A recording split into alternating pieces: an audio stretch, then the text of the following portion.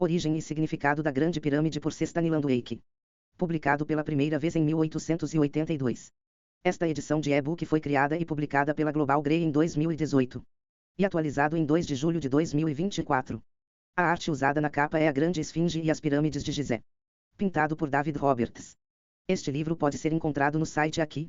globalgreyebooks.com/origin and significance of the Great Pyramid book.html. Cinza Global 2024. Global Grey Books. Com. Conteúdo. Prefácio. I. A teoria astronômica. Segunda civilização egípcia primitiva. Terceira a teoria da tumba. 4 a teoria religiosa. V adoração de Sete e da serpente. Observação. Apêndice I. Apêndice II. Prefácio. O assunto tratado nas páginas seguintes tem atraído durante os últimos anos muita atenção. Atenção, graças à influência da importante obra do professor C. Piaget Smith, Life and Work. Na Grande Pirâmide. Era para testar, à luz da história, a conclusão aceita por aquele escritor sobre a origem inspirada da Grande Pirâmide que entrei ao considerar o assunto. Que tal origem fosse exigida pelos fatos, não supus, mas a convicção. Foi-me forçado que a estrutura tinha muito mais importância, vista como um instrumento científico e monumento religioso, do que geralmente se admitia.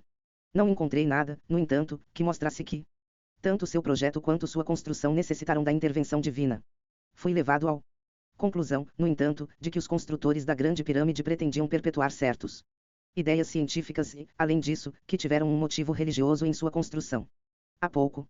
Duvido, de fato, que seja um monumento do sabaísmo, a adoração das hostes celestiais, que teve ampla extensão no mundo antigo, e com o qual a adoração da serpente estava intimamente conectado.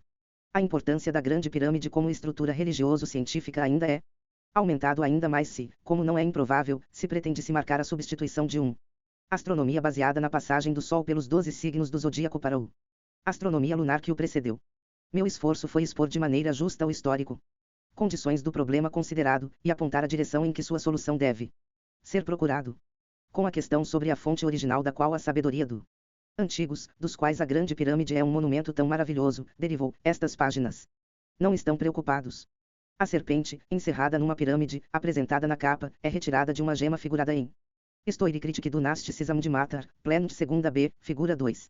Disse que existe o Solarchnofis ou Agathodemon, Christos, com os 7 filhos de Sofia, sabedoria, o 7 gênios planetários. A substância deste pequeno trabalho foi lida como um documento apresentado ao Royal Literary Club sobre o 13 de março de 1882. I. A teoria astronômica.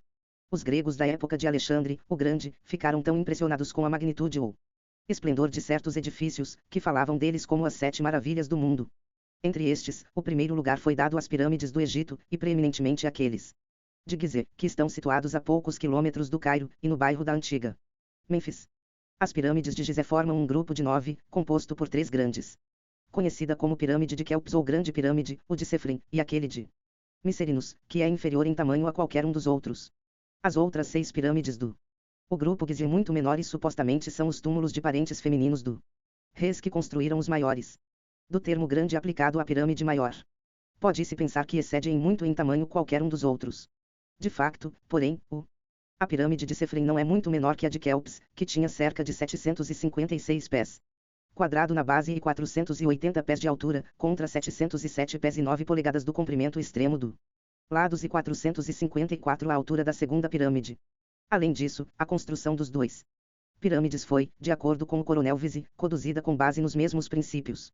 Isso é verdade mais especialmente do desenho geral e das características externas dos edifícios, que em sua as características internas, entretanto, diferem consideravelmente. A posição das câmaras e a inclinação das passagens da Grande Pirâmide são excepcionais e, a julgar por estas peculiaridades e de certos fatos científicos que deveriam estar incorporados nele, vários escritores afirmaram que o projeto da Grande Pirâmide deve ter derivado de fonte inspirada. O criador desta teoria foi John Taylor, que em 1859 publicou um livro sobre o assunto e como nos últimos anos tem atraído considerável atenção, principalmente através sua adoção pelo autor de Vida e Trabalho na Grande Pirâmide, professor C. Piaget Smith, o astrônomo real da Escócia, e como os fatos científicos em que se baseia são reconhecidamente verdade, é necessário considerar a teoria. Em primeiro lugar, disse que a Grande Pirâmide incorpora na sua forma e proporções certas fatos sobre o tamanho e a forma da Terra.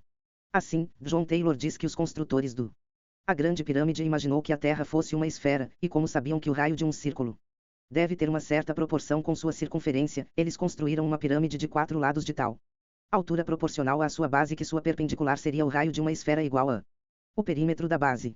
Supõe-se que esta forma faça referência a um importante fato astronômico, visto que a altura vertical da grande pirâmide multiplicada por 10 para a nona potência, 109, informa a distância média do Sol à Terra, ou seja, 1.000 milhões de vezes a altura da pirâmide, ou 9184000 milhas. 2.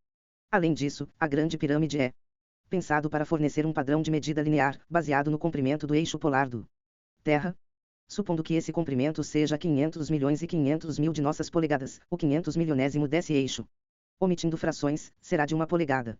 Dessas polegadas, 25 ou 25,025 de nossas polegadas formariam um côvado ou padrão mais longo, a 10ª milionésima parte do semi-eixo do globo em comprimento, que é a medida do côvado sagrado dos antigos hebreus.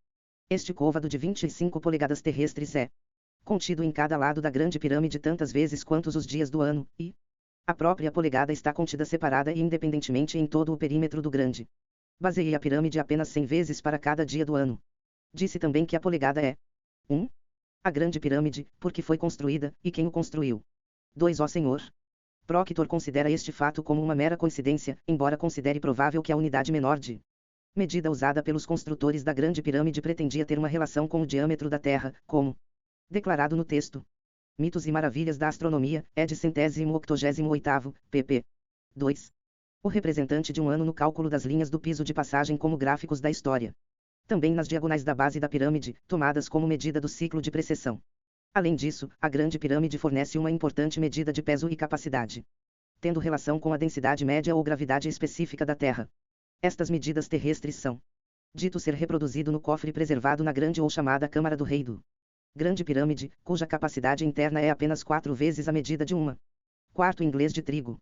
A Grande Pirâmide era assim, segundo os detentores da teoria da inspiração, originalmente concebida como um monumento metrológico perfeito e completo. Acredita-se que esta conclusão seja apoiada pelo grande conhecimento astronômico possuído por os construtores, que estavam conscientes, não apenas da forma e do movimento rotatório da Terra, mas também da sua distância do Sol. Eles foram capazes, além disso, de fazer o que foi considerado tão difícil até certo ponto. Data comparativamente recente, para fixar com precisão a posição dos 4 pontos cardeais, como é demonstrado pelo fato de que a pirâmide fica ao norte, sul, leste e oeste. A Grande Pirâmide é, portanto, vista como um importante monumento astronômico, e não é menos notável em relação a certos fatos cronológicos. É suposto perpetuar o grande ciclo fundado na precessão dos equinócios. Este ano sideral é igual a 25.868 do nosso anos, e disse que as duas diagonais da base da pirâmide, tomadas em conjunto, medem apenas a mesmo número de polegadas. Pensa-se, além disso, que através deste ciclo a data do a ereção da pirâmide pode ser verificada. Supondo que o longo e estreito para baixo, a passagem que saía da entrada era direcionada para a estrela polar dos construtores da pirâmide. Astrônomos mostraram que no ano 2170 a.C. a passagem apontava para Alfa Draconis, a então estrela polar, em seu ponto culminante inferior, ao mesmo tempo que as Pleiades, particularmente Alcione, o centro do grupo, estava no mesmo meridiano acima.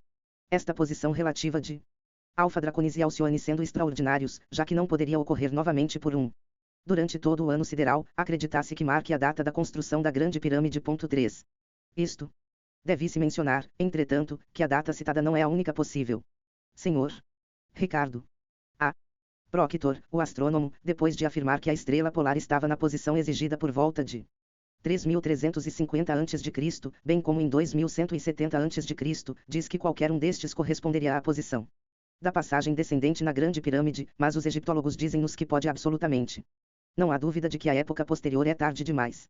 Ele acrescenta, se então considerarmos a passagem oblíqua como pretendido para atingir a estrela polar em sua passagem subpolar, obtemos a data da pirâmide, atribuído como cerca de 3.350 anos antes de Cristo, com um limite de erro provável de não mais de 200 anos. De qualquer maneira, e talvez de apenas 50 anos. 4. O testemunho do Senhor Proctor é importante porque ele realizou recentemente um trabalho muito valioso em apontando o verdadeiro significado astronômico das passagens e galerias que distinguem a estrutura interna da Grande Pirâmide daquela de outras pirâmides.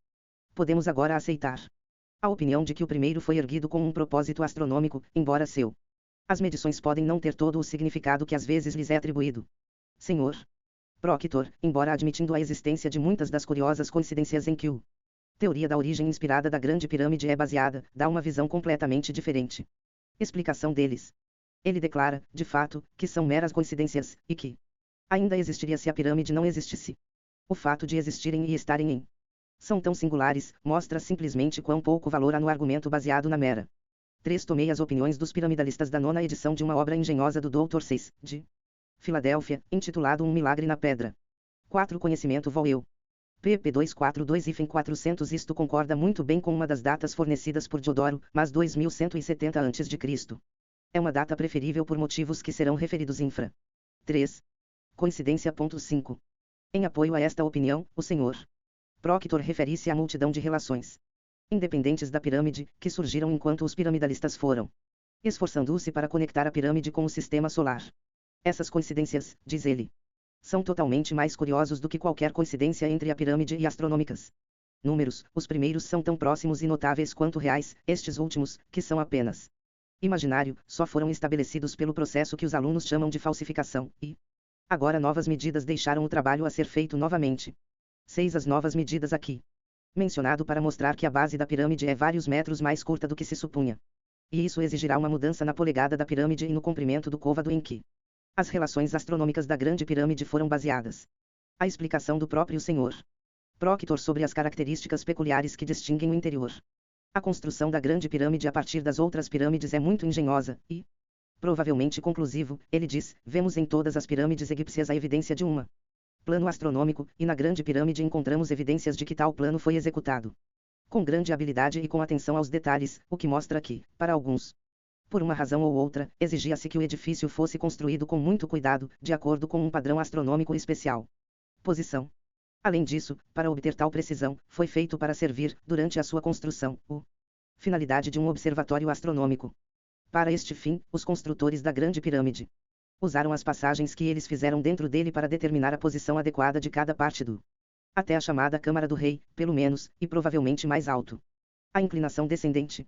A passagem foi direcionada para a posição da estrela polar quando ela estava ao norte e em seu ponto mais baixo, com o propósito de obter orientação verdadeira, à medida que camada após camada do edifício era colocada.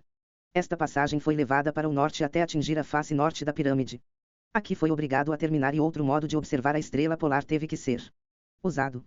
Isto foi efetuado fazendo-se uma nova passagem numa direção que contivesse os raios da estrela polar após reflexão em a superfície horizontal, como a de água parada. A superfície refletora necessária foi obtida tapando a passagem descendente e despejando água de modo a preencher parcialmente o ângulo assim formado, a partir do qual os raios seriam refletidos para cima. A passagem ascendente. O Sr. Proctor observa que até agora os construtores das pirâmides estavam trabalhando com referência manifesta ao plano meridional, assim como um astrônomo de nossa autoria. O tempo faria, e parece muito, mesmo pelo que já vimos, como se eles havia considerado este plano pela mesma razão que o astrônomo moderno o considera, a saber, porque este é o plano em que todos os corpos celestes culminam, ou atingem o meio e ponto mais alto da sua passagem do horizonte oriental para o ocidental. O Sr. Proctor acrescenta que, no ponto onde começa a grande galeria, todas as dúvidas cessam.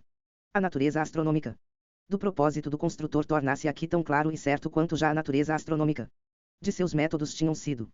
Pois daqui para cima a pequena passagem ascendente é alterada para de grande altura, de modo a acomodar um longo espaço vertical dos céus, precisamente como o astrônomo moderno define seu círculo de trânsito para varrer o meridiano vertical.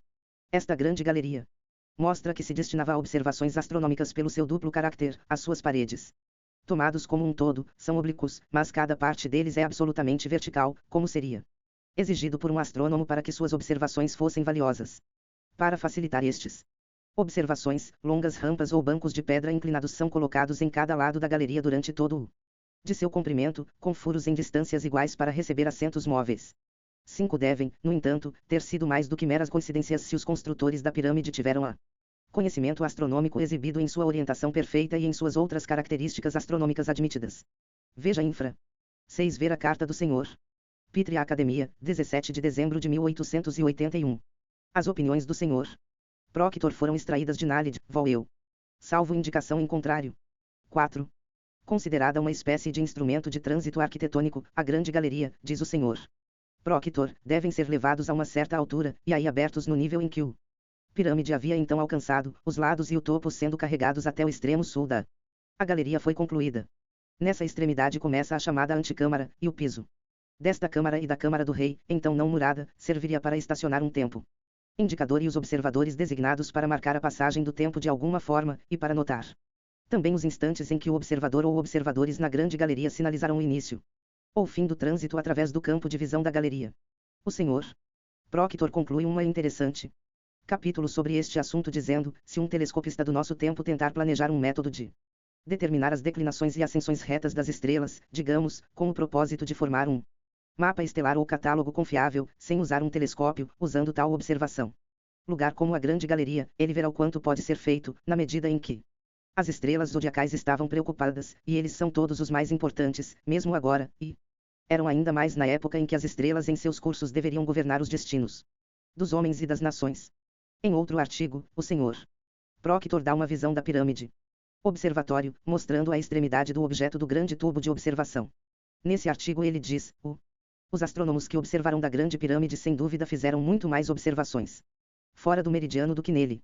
Sem dúvida, eles usavam frequentemente astrolábios e instrumentos semelhantes para determinar a posição de estrelas, planetas, cometas, etc., quando fora do meridiano, com referência a estrelas cujos lugares já estavam determinados pelo uso do seu grande instrumento meridional.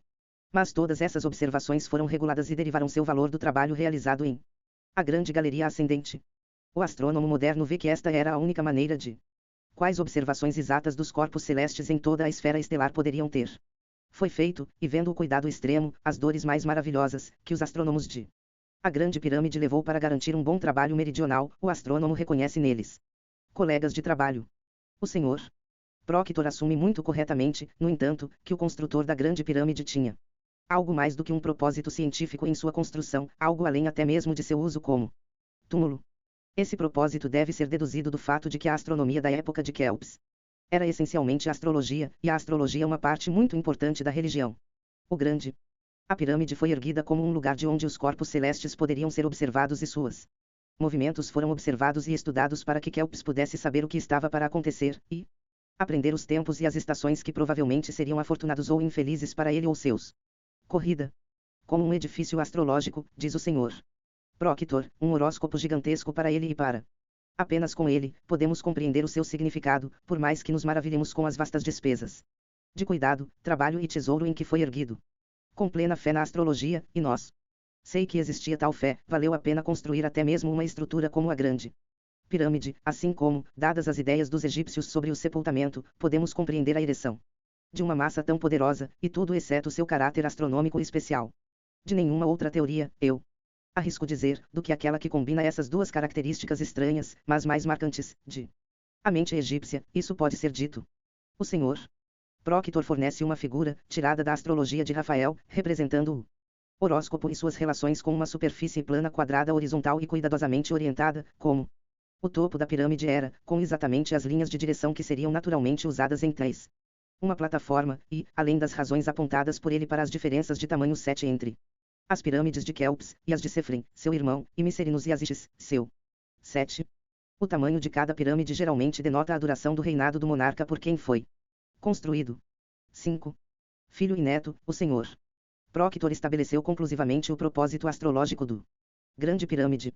Em outro lugar, ele diz, lembrando a influência misteriosa que astrólogos atribuíam números, figuras, posições especiais e assim por diante, o cuidado com que a grande pirâmide era tão proporcionada que indicava particularidades astronômicas e relações matemáticas são imediatamente explicadas. Os 4 lados da base quadrada foram cuidadosamente colocado com referência aos pontos cardeais, precisamente como os 4 lados do ordinário esquema quadrado da natividade. O lado oriental enfrentava o ascendente, o sul enfrentava o meio do céu, o oeste enfrentava o descendente e o norte enfrentava o imuncoele. Novamente, nós podemos entender que os arquitetos teriam feito um circuito da base corresponder em comprimento com o número de dias do ano, uma relação que, segundo o professor P. Smith, é comprido desta maneira, que os 4 lados contêm 100 vezes mais polegadas de pirâmide. Como há dias no ano, a polegada da pirâmide está novamente misticamente ligada. Relações astronômicas, pois seu comprimento é igual a 500 milionésimas partes da superfície terrestre. Diâmetro, com um grau de exatidão que corresponde bem ao que poderíamos esperar dos caldeus astrônomos alcançar. Não é de fato certo que o côvado sagrado tivesse qualquer referência às dimensões da Terra, mas isto parece razoavelmente bem compreendido, que o sagrado côvado tinha cerca de 25 polegadas de comprimento, e que o circuito da base da pirâmide continha 100 polegadas para cada dia do ano. Relações como estas são precisamente o que esperamos encontrar em edifícios com significado astrológico. Da mesma forma, corresponderia. Concorda com o misticismo da astrologia que a pirâmide deveria ser tão proporcionada que fizesse. A altura seria o raio de um círculo cuja circunferência seria igual ao circuito do base da pirâmide. Novamente, aquele longo túnel inclinado, que desce a partir do topo da pirâmide. Face norte, encontraria imediatamente um significado nesta teoria astrológica. O túnel inclinado apontou para a estrela polar da época de Kelps, quando estava ao norte, abaixo do verdadeiro polo dos céus.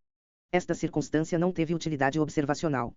Não podia permitir nenhuma indicação de tempo, porque uma estrela polar se move muito lentamente, e a estrela polar da época de Kelps deve ter estado à vista por aquele túnel por mais de 1 hora de cada vez. Mas, além do significado místico que um astrólogo atribuiria a tal relação, pode ser demonstrado que este túnel inclinado é precisamente o que o astrólogo precisaria para obter o horóscopo corretamente. 8. Ó Senhor. Proctor apoia sua visão quanto ao objeto astrológico da pirâmide com referência ao fato que no relato feito por Ibn Abd al-Hukm sobre o conteúdo das pirâmides de Gizé, aqueles designados para o leste ou grande pirâmide relacionam-se inteiramente com a astrologia e mistérios. 9. O escritor árabe, ou melhor, o historiador anterior, Masoud, cujo relato ele repete, diz, na pirâmide oriental foram inscritas as esferas celestes, e figuras representando as estrelas e os planetas nas formas em que eram adorados. O rei também depositou os instrumentos e o turíbula com os quais seus antepassados haviam sacrificado ao estrelas e seus círculos, juntamente com a história e as crônicas do tempo passado, daquilo que é por vir, e de todos os eventos futuros que ocorreriam no Egito. 10. A conexão da astrologia com a Grande Pirâmide é assim confirmada por testemunhos antigos. Mas isso não apoia a noção de que o principal objetivo de sua construção fosse astrológico. 1. O antigo escritor árabe, Jafar ben Muhammad Balkhi, ele próprio um astrólogo, diz que pirâmides foram construídas como refúgio contra a destruição iminente de todo ser criado, por submersão ou pelo fogo, que foi previsto pelos sábios antes do dilúvio. 11. O fundador da Grande Pirâmide teve, sem dúvida, um objetivo mais permanente em sua construção do que seu uso como um horóscopo para o benefício dele e de sua família. O Senhor Proctor fala do religioso. 8. Mitos e Maravilhas da Astronomia, ed. 1880, p. 101. 9. Idem, página 103. 10. Ver apêndice 2. 11. Vise, Operações nas Pirâmides de Gizé, vol. página 319. 6. Observâncias associadas a observações astrológicas. Estes, sendo feitos por sacerdotes, eram de caráter religioso e, com toda probabilidade, os sacerdotes que os fizeram professaram uma religião, diferindo pouco do puro sabaísmo, ou da adoração das hostes celestiais, da qual a astrologia era a descendência natural. Contudo, a religião tem aqui um caráter secundário e é bastante subsidiária do propósito astrológico com o qual a pirâmide supostamente foi erguido. O inverso disso estaria mais próximo da verdade, e será mostrado a seguir que, qualquer que tenha sido seu propósito temporário, seu objetivo principal era religioso. 7. Segundo a civilização egípcia primitiva. Não obstante o objetivo religioso da construção da Grande Pirâmide, não há base para supor que sua ereção exigia a ajuda da inspiração ou orientação divina.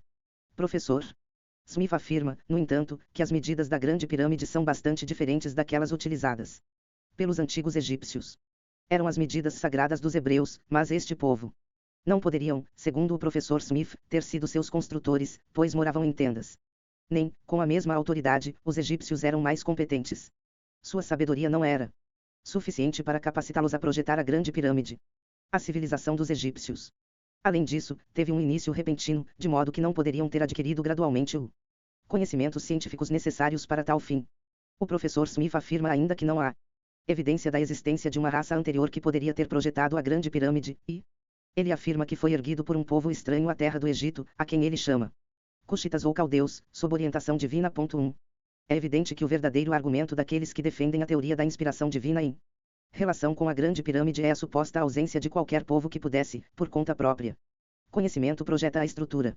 Dr. 6, que encontra uma referência à pirâmide no livro de Jó, diz sobre este livro antigo, nele encontramos uma familiaridade com a escrita, a gravura em pedra, mineração, metalurgia, construção, navegação, história natural, astronomia e ciência em geral, mostrando um estado de sociedade avançado, organizado e exaltado, respondendo exatamente às o que pertence sobretudo aos filhos de Joctã, cujos descendentes se espalharam de Alta Arábia até os mares do sul, e do Golfo Pérsico até os pilares de Hércules, rastreando sua trajetória como os primeiros professores do nosso mundo moderno com os maiores monumentos que A antiguidade contém.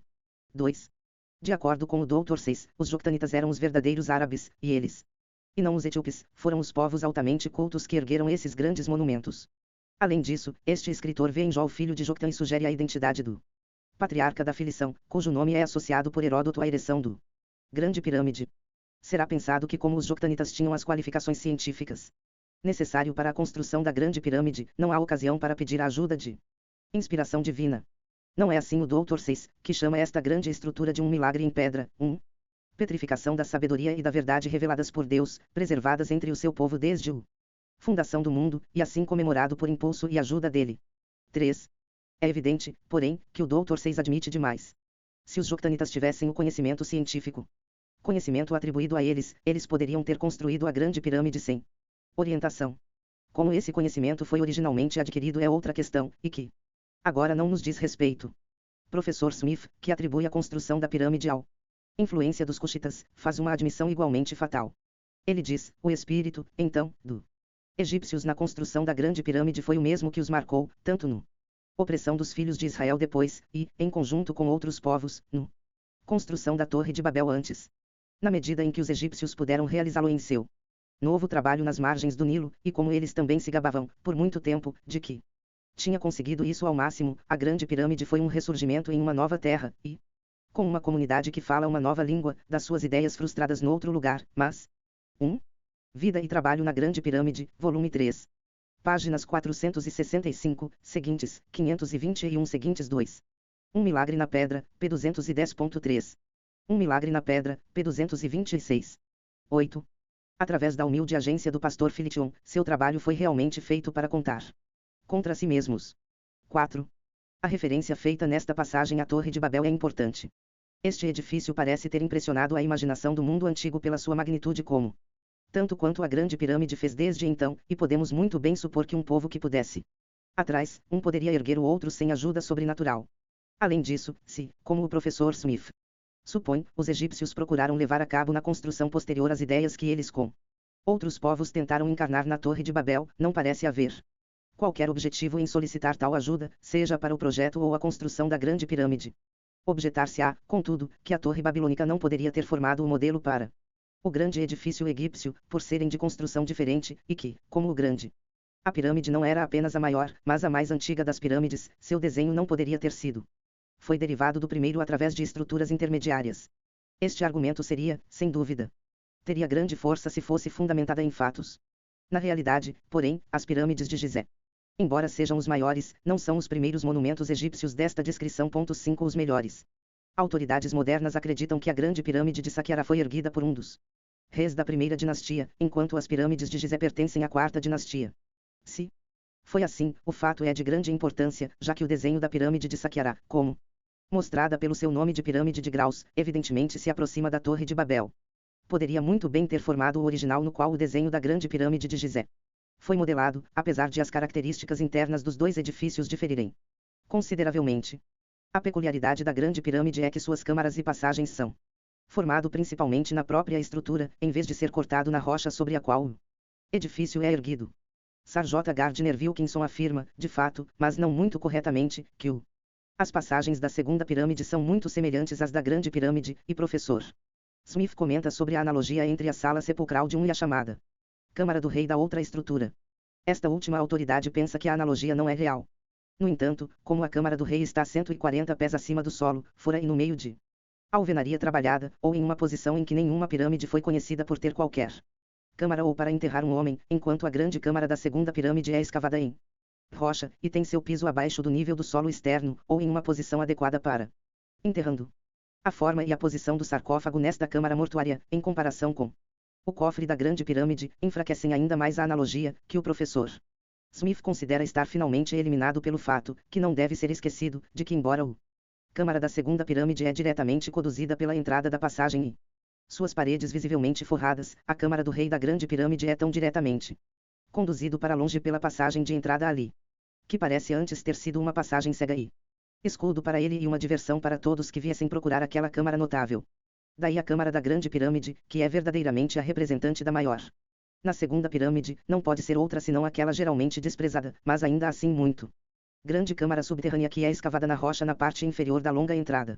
Passagem, e igualmente com as câmaras escavadas em outras pirâmides devem ter sido destinadas. Ser facilmente descoberta e considerada sepulcral, enquanto a chamada Câmara do Rei. A Grande Pirâmide é absolutamente única. 6. Deste ponto de vista, provavelmente poderia ser. Disse que a Grande Pirâmide era, como outras estruturas do mesmo tipo, destinada a um monumento sepulcral, mas que tinha outra finalidade, denotada pelas diversas câmaras e 4. Vida e Trabalho na Grande Pirâmide, volume 3. Página 530. 5. Sir J. Gardner Wilkinson atribui a pirâmide de Abu Zeir a Shuré, Sorais, o antecessor imediato de Kelps, segundo Maneto. Ver apêndice 2. 6. Vida e Obra, etc., volume EUP 268. 9. Passagens que marcam sua peculiar construção interna. Na verdade, porém, o subterrâneo. Câmara da Grande Pirâmide nunca foi completamente escavada, da qual talvez possa. Surgiu a tradição de que, devido à oposição do povo, o corpo de Kelps, o construtor real, afinal não foi depositado no túmulo preparado para isso.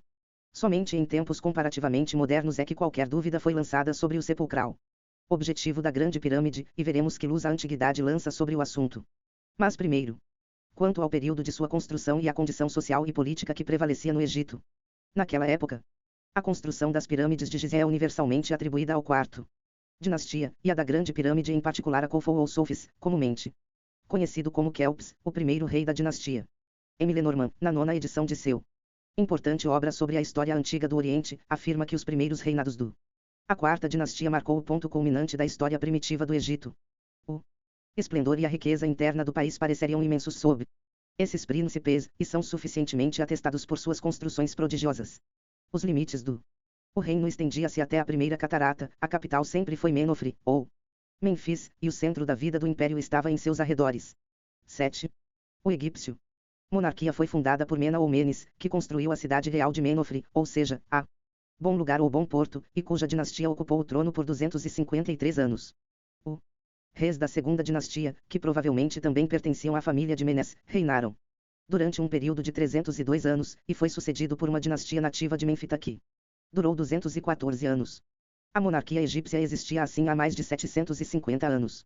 Antes do início da quarta dinastia, um período que foi amplamente suficiente para o desenvolvimento do conhecimento científico e artístico necessário à construção de a própria Grande Pirâmide. Um egiptólogo inglês, Dr. S. Bart, apresentou um relato muito interessante. Relato das conquistas da civilização egípcia naquela época. Ele diz: a arquitetura, como representado pelas pirâmides, tornou-se uma ciência avançada e refletiu a geometria e conhecimento teórico da matemática cuja forma e estrutura descrevem para todos eras futuras. A alvenaria técnica era ímpar, o acabamento admirável e insuperável. Quaisquer esforços posteriores do arquiteto egípcio. Os materiais mais duros como o granito de Siene foram talhados na forma necessária das proporções mais verdadeiras, enquanto os mais suaves, porém mais lindo alabastro foi descoberto e trabalhado. Na escultura, um cânone de proporção tinha foram descobertos e estabelecidos para a figura humana, e granito, diorito e outros materiais duros. Pedras conquistadas e moldadas pelos esforços do cincel. A estátua de Kefren é igual, se não superior, aos esforços subsequentes da escultura egípcia, enquanto nas características é claramente reconhecido um retrato do monarca, mostrando que o poder de produzir. Existiam excelentes representações da forma viva em todos seus detalhes. Em madeira ainda maior. A excelência foi alcançada, pois naquele material o escultor desenvolveu todo o seu poder.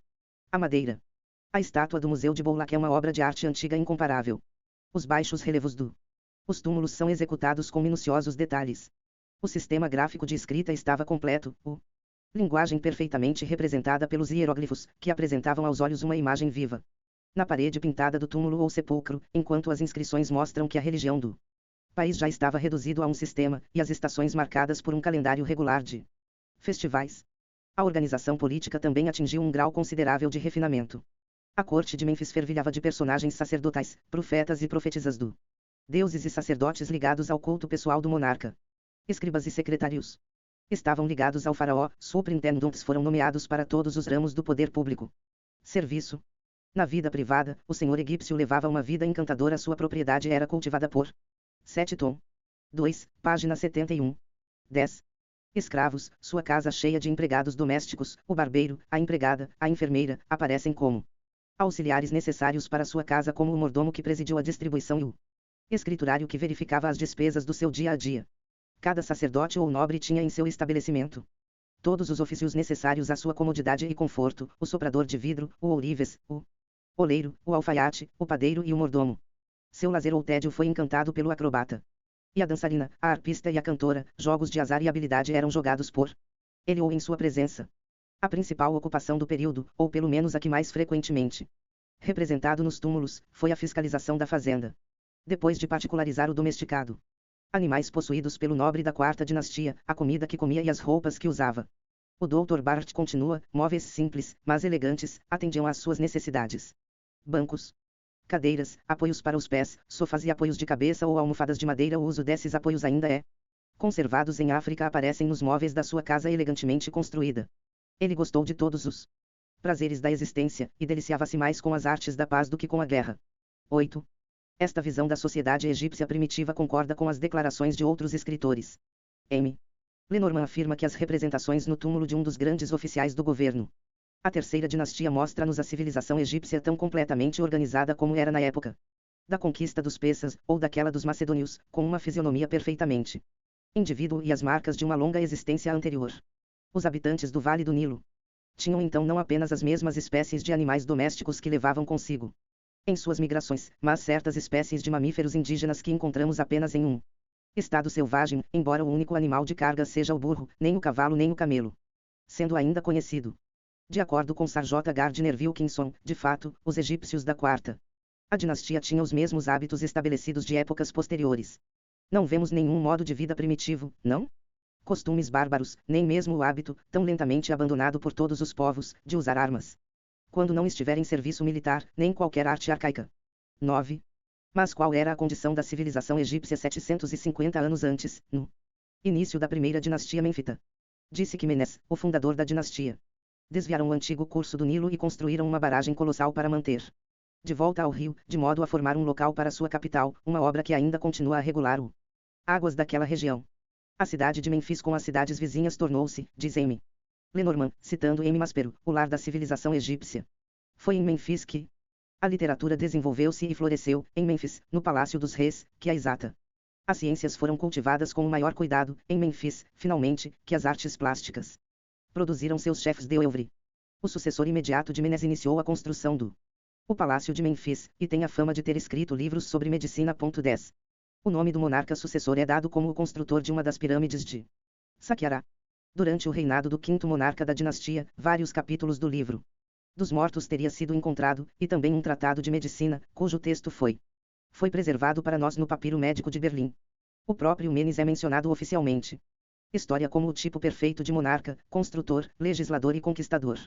Os sacerdotes, cujo poder ele havia quebrado, representavam-no como um corruptor da simplicidade do costumes primitivos, e o introdutor de hábitos de luxo e efeminação, entre eles sendo a de reclinar-se na cama ou no sofá durante as refeições. 11 Para um de seus sucessores, o segundo rei de segunda dinastia, é atribuída a construção da grande pirâmide de Saqqara, conhecida como 8. História antiga dos monumentos. Egito, pp 42 e 46. 9 Heródoto, de Rawlinson, volume 2. Página 344. 10 tom. 2, página 58. 11 tom. 2 página 58, seguinte. 11. Pirâmide de graus, que deve ter precedido em muito a estrutura maior de Gizeh. A forma, e especialmente o arranjo subterrâneo da antiga estrutura, são evidências de sua grande antiguidade, pois reproduzem muitas das características do tumbas egípcias do início período Menfita. Estes consistem em um poço profundo, que leva a uma câmara subterrânea, e encimado por um edifício que serve em grande parte para ocultar a entrada do próprio túmulo. A pirâmide dos graus é formada por uma série de edifícios de tamanho decrescente, colocados um acima do outro, sendo o solo abaixo escavado em vários lugares, de modo a formam numerosas passagens e câmaras para serem usadas para fins sepulcrais. O mesmo geral plano é encontrado na segunda pirâmide de Gizé, mas nesta última o poço profundo é substituído pelo longa passagem inclinada. A civilização que encontrou seu lar em Memfis pode muito bem ter originado a ciência necessária para a formação da grande pirâmide.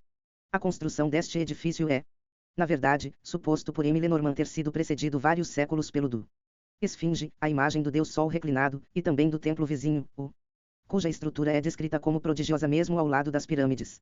Uma inscrição da época de Khufu, ou Kelps 12 fala deste templo como tendo sido acidentalmente descoberta enterrada na areia do deserto, e a esfinge parece ter precisado de reparos durante o reinado do mesmo monarca. Mas não podemos supor que a civilização dos fundadores de Mênfis ter sido adquirida repentinamente. A derrubada do poder sacerdotal, que menos realizado, requer a existência prévia de uma cultura que difere talvez pouco, exceto em seu caráter mais brando e pacífico, daquele que depois se desenvolveu no região de Menfita. Sir J. Gardner Wilkinson diz, de fato, que todos os fatos levam à conclusão de que os egípcios já haviam feito grandes progressos nas artes da civilização antes da era de Menes, e talvez antes de imigrarem para o Vale do Nilo. 13. O próprio Menes era natural de Tene, ou Tinis, a principal cidade daquela parte do Alto Egito em qual a autoridade sacerdotal estabeleceu sua supremacia. Nesta região inúmeras cidades existia antes da fundação de Mênfis. Era, diz Lenormand, o país da grandes santuários pré-históricos, sedes do domínio sacerdotal, que desempenhou mais parte importante na origem da civilização. O próprio povo era conhecido como Xezohor, os servos de Horus, o deus nacional por excelência do povo egípcio, e, após a morte, dizia-se que eles se tornavam os condutores da casca do sol em seu viagem e os cultivadores dos campos felizes da outra vida. M. Maspero afirma que para esta raça pré-histórica tem a honra de ter constituído o Egito, tal como o conhecemos desde o início do período histórico. Inicialmente dividido em um grande número de tribos, eles começaram estabelecendo em vários pontos pequenos estados independentes, cada um dos quais tinha suas próprias leis e adoração. Eles fundaram as principais cidades do Egito e estabeleceram o santuário mais importantes. Estes habitantes primitivos do Vale do Nilo podem ter sido menos altamente cultos do que seus descendentes da época da Grande Pirâmide, mas como eles possuíam forma hieroglífica de escrita especial para os egípcios, eles já devem ter sido consideravelmente avançado na civilização. M. Maspero supõe que quando eles se estabeleceram pela primeira vez Egito, as areias do deserto cobriam todo o solo que não era afetado pelas chuvas anuais. Inundação do Nilo. Acrescenta, porém, que aos poucos, os recém-chegados aprenderam a regular o curso do rio, martejá-lo, transportar a fertilidade por meio de canais de irrigação nos cantos mais distantes do vale. O Egito surgiu das águas e tornou-se no 12. Deve ser mencionado, contudo, que os egiptólogos não concordam em supor que esta inscrição seja contemporâneo de Kelps. 13. Heródoto, de Rawlinson, volume 2. Página 345. 12. Mão do homem, um dos países mais bem adaptados ao desenvolvimento pacífico de uma grande civilização. 14. 14. Lenormand, tom 2, página 51, seguinte. 13. Terceira, a teoria da tumba. Durante quantos séculos antes da fundação da monarquia por Menes, o egípcio, a cultura vinha se desenvolvendo, não sabemos, mas não podemos duvidar que sob Kelps ela estava bem capaz de dar origem à Grande Pirâmide, cuja construção deve ser considerada como a principal glória de seu reinado. Temos agora que considerar, a partir do testemunho de escritores antigos, qual era o objeto daquela estrutura gigantesca. Pelas inscrições, parece ter foi chamado de o Grande Templo de Xofu, e com seu recinto tendo sido dedicado em um tempo para a adoração daquele rei. Somos, no entanto, inteiramente dependentes dos escritores gregos por qualquer conta de sua construção. Heródoto, que viveu no século V a.C., afirma que o fundador da Grande Pirâmide, Kelps, era um príncipe cujos crimes e tirania tornou seu nome odioso, até mesmo para a posteridade. Ele fechou todos os templos e proibiu a egípcios para realizar sacrifícios. Depois disso, ele fez todos trabalharem para ele. Alguns foram empregados para cortar pedras nas pedreiras das chamadas colinas árabes, no lado leste do Nilo, e transportá-los para o outro lado do rio, de onde as pedras foram arrastadas para o colinas da Líbia. 100.000 homens foram assim empregados de cada vez, e foram substituídos por uma quantidade igual número a cada 3 meses. A construção da passarela para o transporte das pedras ocupou 10 anos, excluindo o tempo gasto no nivelamento do morro onde as pirâmides estão de pé e na construção das câmaras subterrâneas destinadas ao túmulo. A construção da pirâmide em si ocupou 20 anos. Depois de descrever o modo de construção, Heródoto afirma que no exterior estava gravado em caracteres egípcios: soma gasta no abastecimento de alimentos aos trabalhadores, no valor de 1.600 talentos, equivalente a 200.000 libras esterlinas. Depois de outras declarações, o historiador continua: Kelps, tendo reinado 50 anos, morreu e foi sucedido por seu irmão Sefrem, que seguiu o exemplo de seu antecessor.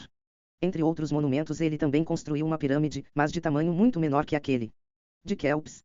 Não possui câmaras subterrâneas nem qualquer canal que flua do Nilo, como o outro, onde o túmulo do seu fundador está colocado numa ilha cercada por água. 1. O escritor grego acrescenta que os sacerdotes lhe informaram que Sefrem reinou 56 anos. De modo que os egípcios foram esmagados durante 106 anos com todo tipo de opressão, e os templos continuaram fechados durante todo o tempo. Na verdade, eles têm tanta aversão pela memória desses dois príncipes que eles nem mencionaram seus nomes, e por isso razão pela qual chamam as pirâmides em homenagem ao pastor Filite, que no momento de sua ereção costumava alimentar seus rebanhos perto deste local. Heródoto conclui referindo-se à ereção do terceira pirâmide, que ele atribui a Micerinus, filho de Quéops.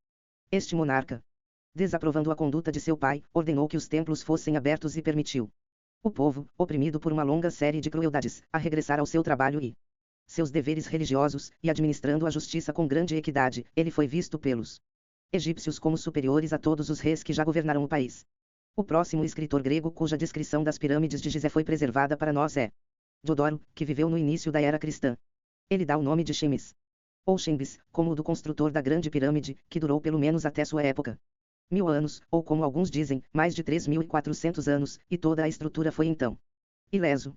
A construção, diz ele, foi feita por meio de montículos, planos inclinados, máquinas não. Ainda não foi inventado. Nesta afirmação ele difere de Heródoto, cujo relato não é em conexão com esta afirmação, pode-se observar que, a partir de inscrições antigas, parece que durante o reinado de Amenem III, da 12ª dinastia, a altura média das inundações do Nilo foi de 24 pés. Maior do que atualmente. Ver História da Antiguidade de Dunkers, vol. IP 105. 14. Caso contrário, contradito. Depois de referir-se à construção da segunda pirâmide por Sefrem, Diodoro diz, dos dois reis que ergueram estes monumentos para si próprios, nenhum nem o outro estava destinado a ser enterrado ali. As pessoas que suportaram tanto cansaço na sua construção, e tinha sido oprimido pela sua crueldade e violência, ameaçado de arrastar seus corpos de seus túmulos e os despedaçarão, para que esses príncipes, ao morrerem, ordenaram que seus amigos os enterrassem em algum outro lugar secreto. Estrabão, escrevendo em aproximadamente na mesma data, observa que as pirâmides eram os sepulcros dos reis, e acrescenta o que não é mencionado pelos escritores anteriores citados, que perto do centro dos lados há pedra que pode ser retirada, da qual uma passagem leva ao túmulo. Finalmente, Plínio, o historiador romano, que viveu cerca de 100 anos depois, refere-se às pirâmides egípcias, que ele descreve como sendo uma demonstração fútil e tola da riqueza real. As 3 maiores pirâmides que ele afirma foram todos construídos em 68 anos e 4 meses. Ele se refere ao suposto uso de montes em sua construção, mas como estas desapareceram, ele menciona outra sugestão, que as pontes foram feitos de tijolos de barro, que, quando a obra foi concluída, serviram para construir casas particulares. Casas. Plínio acrescenta aos detalhes dados por outros escritores que dentro da grande pirâmide há uma poço com 86 côvados, 129 pés, de profundidade. É evidente pela concordância das descrições dadas por Heródoto e outros gregos escritores com os fatos, que eles devem tê-los derivado de fontes bem informadas. Entrada da grande pirâmide mencionada por Estrabão, perto do centro da lateral, era descoberto pelo coronel Visi, e o poço mencionado por Plínio é uma característica notável do prédio. Nenhuma escavação ou estrutura respondendo à câmara subterrânea em uma ilha, rodeado pelas águas do Nilo descritas por Heródoto, ainda não foi descoberto, mas o céu. Mesmo assim, Visi parecia pensar que ela realmente existe. O invólucro externo do grande. Tendo a pirâmide sido removida, a inscrição no personagem egípcio vista por Heródoto deve ter desaparecido, mas os escritores modernos que atribuem a construção dessa estrutura à inspiração divina, suponhamos que fosse o único por ser inteiramente sem inscrições. A afirmação de Heródoto é, no entanto, confirmada por vários autores árabes, que, segundo Sprenger, deram os mesmos relatos das pirâmides, com pouca ou nenhuma variação, para acima de 1000 anos. Parece de Masoud, um dos primeiros desses autores, que as pirâmides estavam cobertas com inscrições contínuas, e ele relata a tradição copta que o construtor ordenou que as profecias dos sacerdotes fossem inscritas nas colunas e nos grandes pedras das pirâmides e relatos escritos de sua sabedoria e conhecimentos em artes e ciências a serem retratadas neles. 2 É impossível agora determinar até que ponto esta afirmação estava correto, mas o coronel Visi encontrou a cartela de Quéops, Sufis, no lixo perto do grande pirâmide, e recentemente foi descoberto um pedaço do invólucro mostrando restos de uma inscrição grega, que é tanto mais valiosa quanto, diz o descobridor, nada além de alguns fragmentos com letras únicas já haviam sido descobertos das muitas inscrições que existia no invólucro. 3. Como os relatos dos antigos escritores gregos são verdadeiros em tantos detalhes, não podemos dúvida de que relataram corretamente o que ouviram sobre o objeto com o qual pirâmides foram erguidas. Todos concordam em declará-los como os túmulos dos reis por a quem foram construídos, embora, segundo Diodoro, os sacerdotes egípcios afirmassem que nem Quéops nem Sefrem foram realmente enterrados nas pirâmides que lhes são atribuídas. Que esta história foi uma invenção, no entanto, pode ser presumido pelo fato de não ter sido mencionada por 2 Visi, vol 2, 324 e 8. 3 Carta do Senhor Pitre na Academia. MDSEC refere-se com aprovação às declarações de Abd al-Latif e outros escritores árabes, que as superfícies das duas grandes pirâmides estavam cobertas com inscrições. Ver Vizi, Vol 2p. 342. 15. Heródoto, embora se refira à aversão que os egípcios tinham pela memória de aqueles reis, e explica isso por sua conduta opressiva e pelo fechamento dos templos durante a continuação de seus reinados. Se os lugares sagrados estivessem realmente fechados, deveríamos razão suficiente para o ódio à memória de Kelps e Sefrem exibido pelo sacerdotes egípcios, um ódio que os levou posteriormente a declarar que o povo não permitir que seus corpos sejam depositados nos monumentos preparados para eles. Tem sido frequentemente apontado que é extremamente improvável que Sefrem estivesse no trabalho e despesa de erguer uma pirâmide gigantesca para seu túmulo se o corpo de seu antecessor, Kelps, não havia sido depositado na tumba piramidal preparada para sua recepção. Há alguma razão para acreditar, contudo, que estes dois monarcas, que eram irmãos, reinou durante o mesmo período, uma garantia cuja crença se encontra na declaração de Plínio, que as 3 maiores pirâmides foram erguidas em 63 anos e 4 meses. 4. É possível, na verdade, que os sacerdotes sabiam da ausência de qualquer cadáver, não apenas do corte na rocha câmara, mas também do cofre da chamada Câmara do Rei, e que inventaram uma história do ódio do povo para explicar tal ausência. Alguma base para a crença na a irreligião de Kelps e Sefrem talvez possa ser encontrada no fato de que seus nomes não foram precedido pelo de Osíris, como foi o caso de seu sucessor Mycerinus. 5. Entre os antigos egípcios, a alma que partiu, diz o Dr. Ibars, se fosse considerada pura e fiel, tornou-se absolutamente um com a alma universal de onde foi derivado, e recebeu o mesmo nome, Osíris. 6. É verdade que o Dr. Ibars nega que Kelps e Sefrem fossem maus desprezadores do Deus, alegando que enquanto o Egito fosse governado por governos independentes soberanos, havia profetas ou sacerdotes do Osiriano ou do falecido Kelps VII. E do outros principais construtores de pirâmides, que conduziram a adoração no templo caído de Ísis, e que geralmente pertencia às famílias mais antigas de Mênfis. Isto é consistente, no entanto, com o fato dos monarcas falecidos terem adorado um deus estranho e lhe dado prioridade. Remo Osíris, o que seria suficiente para estampá-los aos olhos dos sacerdotes ortodoxos como inimigos dos deuses do Egito. Mas existe alguma evidência além das declarações dos escritores gregos de que a Grande Pirâmide foi realmente usado como tumba de Kelps ou de qualquer outra pessoa que tenha sido assim usado, talvez possa. Infere-se do facto, por vezes esquecido, de se situar numa vasta necrópole. M. Peru, em sua Histoire de l'Art, observa que os nobres do Egito, todos aqueles que ajudaram na obra da monarquia e receberam um reflexo de sua glória, agruparam-se o mais próximo possível em torno do príncipe a quem serviram. Distribuídos assim por reinados e quartéis, os túmulos privados ficam próximos uns dos outros, todos decorados com estelas que preservam o nome do mortos, a maioria deles ornamentados com baixos relevos pintados em cores brilhantes, alguns até decorado com estátuas colocadas diante de sua fachada. 8. Sabemos que o menor dos 3 as grandes pirâmides foram o túmulo de seu construtor Mycerinus ou Menkaure, como o coronel Vizi encontrou em a câmara mortuária um sarcófago de basalto, com a tampa do seu caixão de madeira tendo sobre ele, em hieróglifos, um endereço ao monarca falecido, identificado com Osíris. 9. Estados de Vizi. 4. Wilkinson diz que a Grande Pirâmide foi construída por Sufisi Kelps, e seu irmão Sufis II. Número. Chufu, enquanto Sefrem, Chafra da Quinta Dinastia, foi o fundador da Segunda Pirâmide. Heródoto, volume 2. Página 346. 5. Vizi, vol 2. Página 95. O Dr. Barth diz que o caixão deste monarca marca um novo desenvolvimento religioso no Anais do Egito. Egito, p. 41.6. Egito, volume 2, página 132. 7. Uma obra religiosa, chamada o Livro Sagrado, foi atribuída a ele pelos escritores gregos. 8. Tom. Eu. Página 244. Abd al-Latif menciona que havia anteriormente em Gizeh um número considerável de pequenos pirâmides, que foram destruídas por Karakosh, um emir do exército de Salaheddin Youssef, para abastecer materiais para a construção das muralhas e da cidadela do Cairo. Veja Vizi, Operações etc., vol 2 p. 336. 9. Tom. Eu, vol 2. Página 94. 16.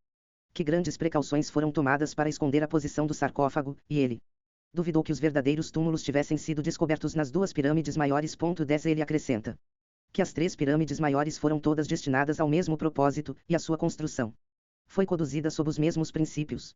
O sarcófago da segunda pirâmide não tem inscrição, e não é, segundo Beltsuni, maior do que o necessário para a caixa de madeira de um corpo humano embalsamado. 11. É verdade que um pedaço de osso, supostamente de um boi, foi encontrado neste sarcófago, mas pode não ter nada a ver com o enterro original, como Os escritores árabes aparentemente nada dizem sobre a descoberta nesta pirâmide de qualquer ser humano ou outros restos, quando foi inaugurado pelos seus conterrâneos. Quanto à Grande Pirâmide, se quisermos, acreditam esses escritores, um corpo humano embalsamado foi realmente descoberto no chamado Câmara do Rei quando foi inaugurada pelo califa Mamuon. Disse que isto aconteceu no ano 820 d.C., e o historiador árabe, Abdel H.O. com acento circunflexo KM, relata que uma estátua semelhante. Um homem foi encontrado no sarcófago, e na estátua, caixa da múmia, havia um corpo com um peitoral de ouro e joias, com caracteres escritos com uma caneta que ninguém entendido. 12 Al-Kazi conta praticamente a mesma história e acrescenta que o caso estava na porta do Palácio do Rei no Cairo no ano 511, isto é, 1133 d.C. 13 pode-se duvidar. No entanto, se isso tinha alguma coisa a ver com a Grande Pirâmide. O Dr. Ibars menciona que em meados do século XV, um emir causou a destruição do tão admirado verde santuário, que foi formado a partir de um único bloco de pedra tão duro quanto ferro, e ornamentado com figuras e inscrições. Foi feito em pedaços. E acrescenta, a estátua de ouro, com olhos de pedras preciosas, que outrora foram consagrados nesta maravilha da arte, dedicados provavelmente ao deus da lua Shonsu, já havia desaparecido há muito tempo. 14 Neste santuário e estátua, não temos dúvidas do caso e do corpo mencionado por Abdel H.O. com acento circunflexo KM, como Al-Kazi ao se referir a estes fala de uma imagem de um homem vestido de pedra verde, contendo um corpo em armadura dourada com um grande rubi acima. Deve-se admitir, portanto, que não há nenhuma evidência confiável de que qualquer corpo humano tenha foi encontrado na Grande Pirâmide. No entanto, isto não constitui prova de que o edifício não foi usado como tumba. O escritor árabe Abd al-Latif refere-se a uma declaração anterior de que quando os persas conquistaram o Egito e tiraram grandes riquezas das pirâmides, que eram os sepulcros dos reis 15 e, portanto, sem dúvida o receptáculo dos seus tesouros. Além disso, de acordo com Sargardner Wilkinson, os próprios egípcios tiveram, em muitos casos, saqueou os túmulos de Tebas 16 e ele parece pensar que a Grande Pirâmide se encontrou com o mesmo destino em suas mãos. A pirâmide Meidon, que se diz ser a do último rei da terceira dinastia, foi inaugurado recentemente, e foram encontradas inscrições mostrando que foi inaugurado antes da 20ª dinastia. 17 M. Lenormand afirma que o sacerdócio lenda quanto ao ódio popular aos construtores das duas grandes pirâmides, teve pelo menos um real fundamento histórico. Ele diz, tudo parece indicar que o fim da quarta a dinastia, imediatamente após os príncipes construtores das grandes pirâmides, foi uma época de revoluções e dos problemas causados pela opressão anterior. 18 A comparação da lista de Maneto e dos monumentos da necrópole de Saqqara revelados durante este período. 10 Idem, página 104. 11 Idem, página 298. 12 Manual, Egito, de Wilkinson, p. 168. 13 Visi, volume 2. Página 333. 14 Egito, Engenheiro Ed, vol. Eu. Página 125. 15 Visi, volume 2. Página 345. 16 Manual, Egito, p. 168. 17 Senhorita Amelia B. Edwards, The Academy, 7 de janeiro de 1882. 18 Pode não ter havido uma causa religiosa, ligada a uma diferença de raça, como a oposição daqui em diante referido, entre Sete e Osíris. 17 Competições violentas. As esplêndidas estátuas de Caefram, Sefrem, em diorito, em granito rosa, em alabastro e em basalto, que decoravam o templo próximo à grande esfinge, foram encontrados em pedaços num poço onde foram precipitados num movimento revolucionário. Evidentemente, mas pouco posterior ao seu reinado. Além disso, estas estátuas, das quais algumas representam ele no vigor da masculinidade, e os demais em estado de idade avançada, confirmam a tradição que lhe atribuiu um reinado de 50 anos. 19 Restos deste personagem ainda não foram encontrados em associação com a Grande Pirâmide, apesar da tradição de ser o túmulo de Kelps, e o fato de ter sido dedicado ao seu culto. Não é de todo improvável que os corpos de Sefrem e Kelps tenham sido removidos seus locais de descanso durante as comoções que ocorreram no final da quarta dinastia.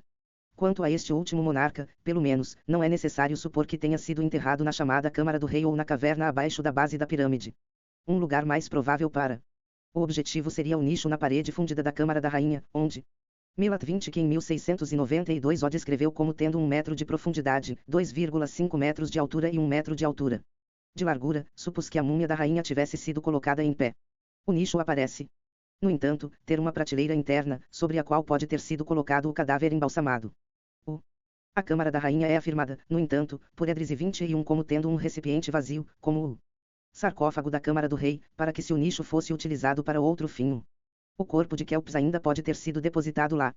Parece, de fato, que, de acordo com Algumas inscrições antigas, as pirâmides eram consideradas templos sepulcrais e os sacerdotes foram nomeados para o serviço dos príncipes que foram enterrados lá, e alcançaram natureza divina. Um túmulo encontrado em Saqqara pertencia a um sacerdote de Chufu e Chafra. 19 tom 2. Página 73. 20 Visi, Operações, etc., vol 2. Página 226. 21 Visi, volume 2. Página 334. Não possa a oitava pirâmide, que a tradição designa como o túmulo da filha de Kelps, foi o de sua esposa.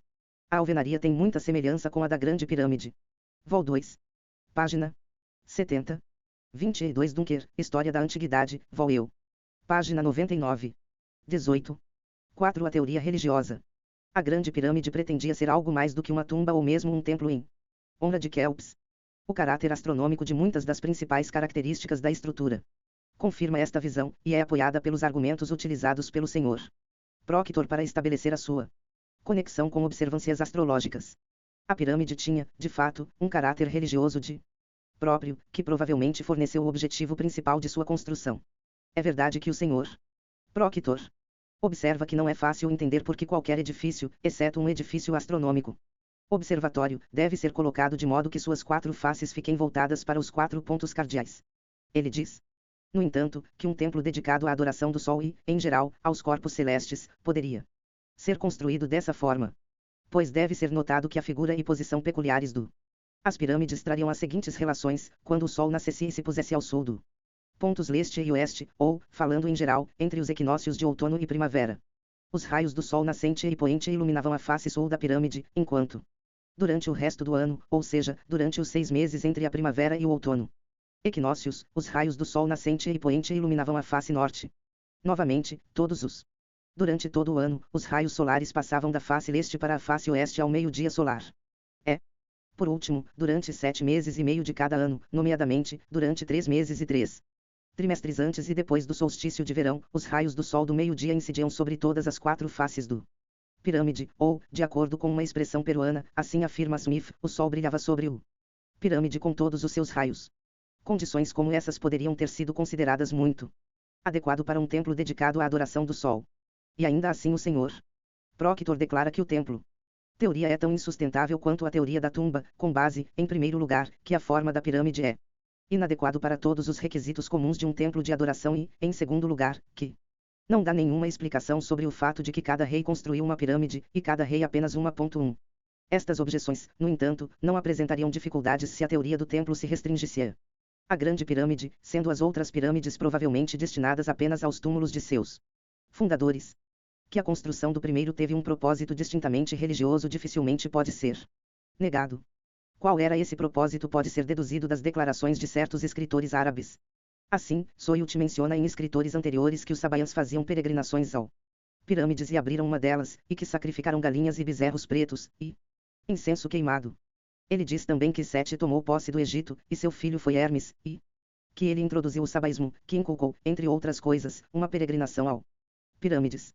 Ele acrescenta que, de acordo com alguns relatos, uma pirâmide é a tumba de Sete. 2. Escritor anterior, Edin Ahmed Ben Yahya, não se refere a Sete, mas diz que cada pirâmide foi consagrado a uma estrela, e que os sabaiãs realizaram peregrinações religiosas ao maior e também visitou os outros. Ele observa que toda pirâmide apresenta a forma de lanterna cercada por lados equiláteros, o que indica que era sagrada para uma estrela. 3. A.B.G. Al-Latif, que escreveu quase 200 anos antes, também se refere às peregrinações feitas ao pirâmides, e ele afirma ter lido nos antigos livros de Sabai que uma pirâmide era a Mitos e Maravilhas da Astronomia, p. 89. 2 Vervisi, Operações, etc., vol 2. Página 358. 3 Visi, Operações, vol 2. Página 349. Segundo os platônicos, a pirâmide é a figura do fogo. 19. Tumba de Agatodaimon e a outra de Hermes. 4. Agatodaimon não era outro senão Sete. E de acordo com alguns escritores Hermes era seu filho. 5. Um autor moderno, Sr. Pelgrave, afirma que foram feitas perguntas frequentes sobre ele em Omã. A respeito das pirâmides egípcias, uma memória, ele pensa, derivada dos antigos tempos de Sabai. 6. Viajante comenta em outro lugar que os escritores árabes nos dão as seguintes informações sobre os antigos sabaianos. Que eles adoravam os 7 planetas e principalmente o Sol, que observavam um jejum de 30 dias, separado no início da primavera, antes do equinócio vernal. que a sua principal festa anual coincidia com a entrada do Sol no signo de Áries, um facto. O que supõe um cálculo dos meses solar, e não lunar, que eles tinham um especial veneração pelas duas grandes pirâmides do Egito, que eles acreditavam serem os sepulcros de Sete e Idris, Enoque, que suas orações declaradas eram repetidas 7 vezes por dia. E isso durante suas devoções viraram o rosto para o norte, por último, que possuíam um livro, ou código de leis, atribuído ao próprio Sete, em que língua, infelizmente, não é dito, e que se acredita conter os dogmas e instituições daquele patriarca primitivo. Senhor. Acrescenta que 2 pontos de grande importância parecem ter distinguido a antiga forma de sabaísmo: a ausência de imagens, ídolos e idolatria; o outro, a ausência de qualquer sacerdote. Casta 7. Estes pontos são, de facto, de grande importância, e se for possível demonstrar que os 2 grandes pirâmides tinham realmente algo a ver com o sabaísmo, não é surpreendente que seus fundadores fossem encarado com ódio pelos sacerdotes egípcios. O construtor da terceira pirâmide, Micerinus, não foi assim considerado, entretanto, e talvez, portanto, ele possa ser referido na lenda que falava de uma das pirâmides de Gizé como o túmulo de Hermes. Este personagem foi não apenas o filho de Sete, mas provavelmente também o mesmo que Tot, o deus egípcio da sabedoria. E ao reinado de Micerinus foi atribuída a descoberta de um texto místico, que formou a passagem mais profunda do Livro dos Mortos. Emile Norman afirma que numerosos lendas de descobertas de livros de origem sobrenatural e divina eram correntes entre os egípcios, que geralmente os colocaram sob as primeiras dinastias. 8. Já tivemos oportunidade de notar que a cidade de Mênfis, perto da qual estão as pirâmides, estavam situadas, foi fundada por Menes, que estabeleceu uma monarquia política e militar em as ruínas da autoridade sacerdotal. Antes do seu reinado, os sacerdotes exerciam o poder supremo, cuja sede principal ficava na parte central do Alto Egito. Nesta região, diz Lenormand, estava situado em Abaidus, o principal centro do adoração de Osíris, cujo túmulo foi mostrado lá, o único culto que era comum a todo o Egito, Tebas, que se vangloriava. Ele próprio foi o local de nascimento do mesmo deus, Tentiris, a morada favorita da deusa Heiter, Deboedful, onde Ra-Remiacout, com seu filho Harold, deveriam ter reuniram um exército com o qual combateram Set ou Tifon. 9. Set ou Sete é assim trazido em conexão com a mitologia egípcia, e ele ocupa uma posição notável em relação a isso. Sete já foi, diz Bunsen, um grande deus, universalmente adorado em todo o Egito, que conferiu aos soberanos dos séculos 18 e 19 dinastias, os símbolos da vida e do poder. O monarca mais glorioso da última dinastia. Cetus, seu nome deriva desta divindade. Mas, posteriormente, no decurso do século XX dinastia, ele é subitamente tratado como um demônio maligno, na medida em que suas efígies e nomes são obliterados em todos os monumentos e inscrições que pudessem ser alcançados. O ódio do sacerdotes osirianos à adoração de Sete, que esta conduta indica, não podem, no entanto, ter. 4 Vise, volume 2, página 342. 5 Veja o apêndice para várias referências antigas a Sete e Hermes, fornecidas pelo Dr. Sprenger. 6 volume 2. Página 264. 7 Vise, volume 2. Página 258. 8. Histoire ancienne de l'Orient, nona edição, tom 2, página 74. 9 tom 2, página 55. 20. Teve um aumento repentino. Deve ter sido apenas o culminar de um sentimento semelhante ao que levou ao ódio em que a memória de Kelps e Sefren foi mantida. Foi, de fato, provavelmente relacionado com o ódio dos construtores da pirâmide, se pudermos julgar pelo posição ocupada pelo deus Sete.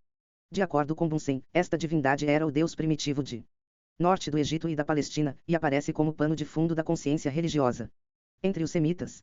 Além disso, sua genealogia como o Sete do Gênesis, o pai de Enoque, o homem, deve ser considerado como originalmente paralelo ao derivado dos Elohim, pai de Adão. D7, portanto, não é apenas o deus primitivo dos semitas, mas também seu ancestral semidivino. Temos aqui, provavelmente, a explicação de um fato mencionado por Heródoto, que, depois de falar da aversão dos egípcios à memória de Kelps e Sefren, diz, eles nem sequer mencionam seus nomes, e por isso chamam pirâmides em homenagem ao pastor Filites, que na época de sua construção costumava alimentar seus rebanhos perto do local.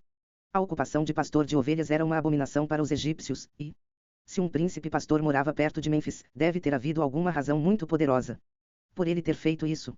Que houve uma razão religiosa, podemos inferir das histórias relacionadas com Heródoto pelos sacerdotes, que lhe disseram que os templos estavam fechados durante os reinados de Kelps e Sefren. Emile Norman demonstrou, de facto, que esta afirmação não pode ter sido correto, pois uma inscrição preservada no Museu de Bullock enumera os templos construídos por Kelps, os fundamentos piedosos por ele feitos e suas esplêndidas oferendas aos deuses 11 e assim confirmando a opinião expressa pelo Dr. Ibars. Apesar disso, pode ter havido alguma base para a acusação de impiedade feita contra Kelps, e foi provavelmente o seu reconhecimento da supremacia de um deus estranho ao panteão estritamente egípcio, o que poderia ser bastante consistente com o fato de ele continuar a mostrar respeito pelos deuses nativos. Quem é o estranho? Divindade era provavelmente pode ser determinada pela nacionalidade de Filitis, cujo nome é mencionado em conexão com as pirâmides, embora possam ter sido erguidas muito antes seu tempo, a menos que de fato o nome represente um povo e não apenas um indivíduo. M. Budengerrum II identifica engenhosamente Filitis com Salatis, o primeiro rei Ixo, e o professor Dunker afirma que o nome do primeiro aponta para uma tribo semítica dos Ixos, e imediatamente na fronteira com o Egito, na costa da Síria, os filisteus, Pelistim, a quem toda a costa síria foi chamada pelos gregos de Palestina. 13 O primeiro rei Ixo fixou residência em Mênfis, na vizinhança das grandes pirâmides, que talvez já tenha se conectado com os príncipes pastores, e entre um povo que estava provavelmente preparado para recebê-lo como amigo e não como inimigo. Observações de M. Lenormand. Que o delta, e especialmente a sua parte oriental, parecia ter sido habitado desde a antiguidade mais alta por uma população um pouco diferente daquela do resto do Egito, de uma caráter mais asiático, e provavelmente misturado em certa medida com elementos semíticos. Que região, antes mesmo da fundação de Mênfis por Menes, foi para o Egito o berço de adoração de divindades mais importantes, que ocuparam um lugar de destaque no panteão nacional, mas em sua origem estava ligada ao ciclo das divindades eufrático-sírias. Um daqueles divindades Vesretar, o outro era Set, o deus especial do país do norte em oposição a Horus, o deus do país do sul, de cujo nome o Soltec dos pastores e Duqueta é apenas uma forma ampliada, que encontramos adorado sob o nome de Chita em várias partes da Assíria, e quem talvez seja necessário comparar com o antediluviano patriarca Set, na narrativa de Gênesis 14 vemos assim que não apenas Set foi 10 deus na história, Vol.I, pp 11 tom 2, página 72. 12 citado em História da Antiguidade de Dunker. Vol.Eu. Página 98 N13 Dacker, volume Eu. Página 127. 14 Histoire ancienne de Orient, tom 2 página 147. 21. 7. Por seu nome Soltec, o deus racional dos Ixos, mas ele também era a principal divindade de a população semi-semita da região menfítica em que aquela raça pestora se estabeleceu. Em si, não é surpreendente, portanto, que o ódio dos egípcios nativos pelos Ixos tenha sido posteriormente entretidos de forma intensificada em direção ao deus que eles adoravam, embora anteriormente, como a divindade especial do Baixo Egito, ele havia sido reconhecido como o Agatodaimon. Os Ixos e os seus congêneres do norte do Egito, no entanto, eram provavelmente mais próximos, conectado com a antiga raça cuxita, referida pela tradição árabe como o povo de Ad, do que com a linhagem semítica pura. Pensava-se que o ramo árabe dessa raça tinha extinguiram-se antes do estabelecimento dos últimos árabes na península. Restos disso, contudo, ainda se encontram no território entre Adjaz e o Iêmen, e também no Hadramaut-Mará, entre o Iêmen e Omã, onde um grande número de independentes existem tribos. 15 A religião dessas tribos resumia-se a um período comparativamente recente de adoração das estrelas, e seus ancestrais, o povo de Ad, eram adeptos do sabaísmo, que era tão amplamente difundido no mundo antigo. A este culto pertenciam os Ixos, como mostra o identificação de seu deus Soltec com o Set dos Sabaiãs. A conexão racial entre a população do Baixo Egito e os Ixos, com a posição ocupada por Set como divindade nacional, concorda com o fato do sabaísmo ser a religião também do norte egípcios.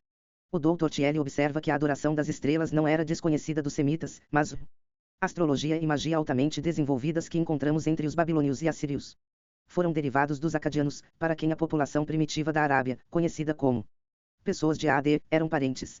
Além disso, aquela raça primitiva forneceu aos babilônios modelos sobre os quais foram construídos os seus templos, nomeadamente, em forma de pirâmides em socalcos, como foram erguidos também em Elau, e entre os habitantes mais antigos da Média e da Índia, aos quais classe pertencia a famosa Torre de Babel. 16 A Grande Pirâmide do Egito pode muito bem, portanto, foram um monumento de adoração às estrelas, dedicado ao deus Set. Nem esta conclusão, que a Grande Pirâmide estava intimamente associada com a adoração de Set, inconsistente com o fato de que parece ter sido algumas vezes referido pelo egípcios como a tumba de Osíris. 17 Esta opinião está ligada ao mito de Osíris e Ísis, em sua forma posterior, que apresenta Set, Tifon, como o grande inimigo de Osíris. De acordo com Bunsen, no entanto, esta forma não era conhecida antes do século 13 ou 14 a.C., de modo que a Grande Pirâmide não seria considerada a tumba de Osíris antes dessa data. Não poderia.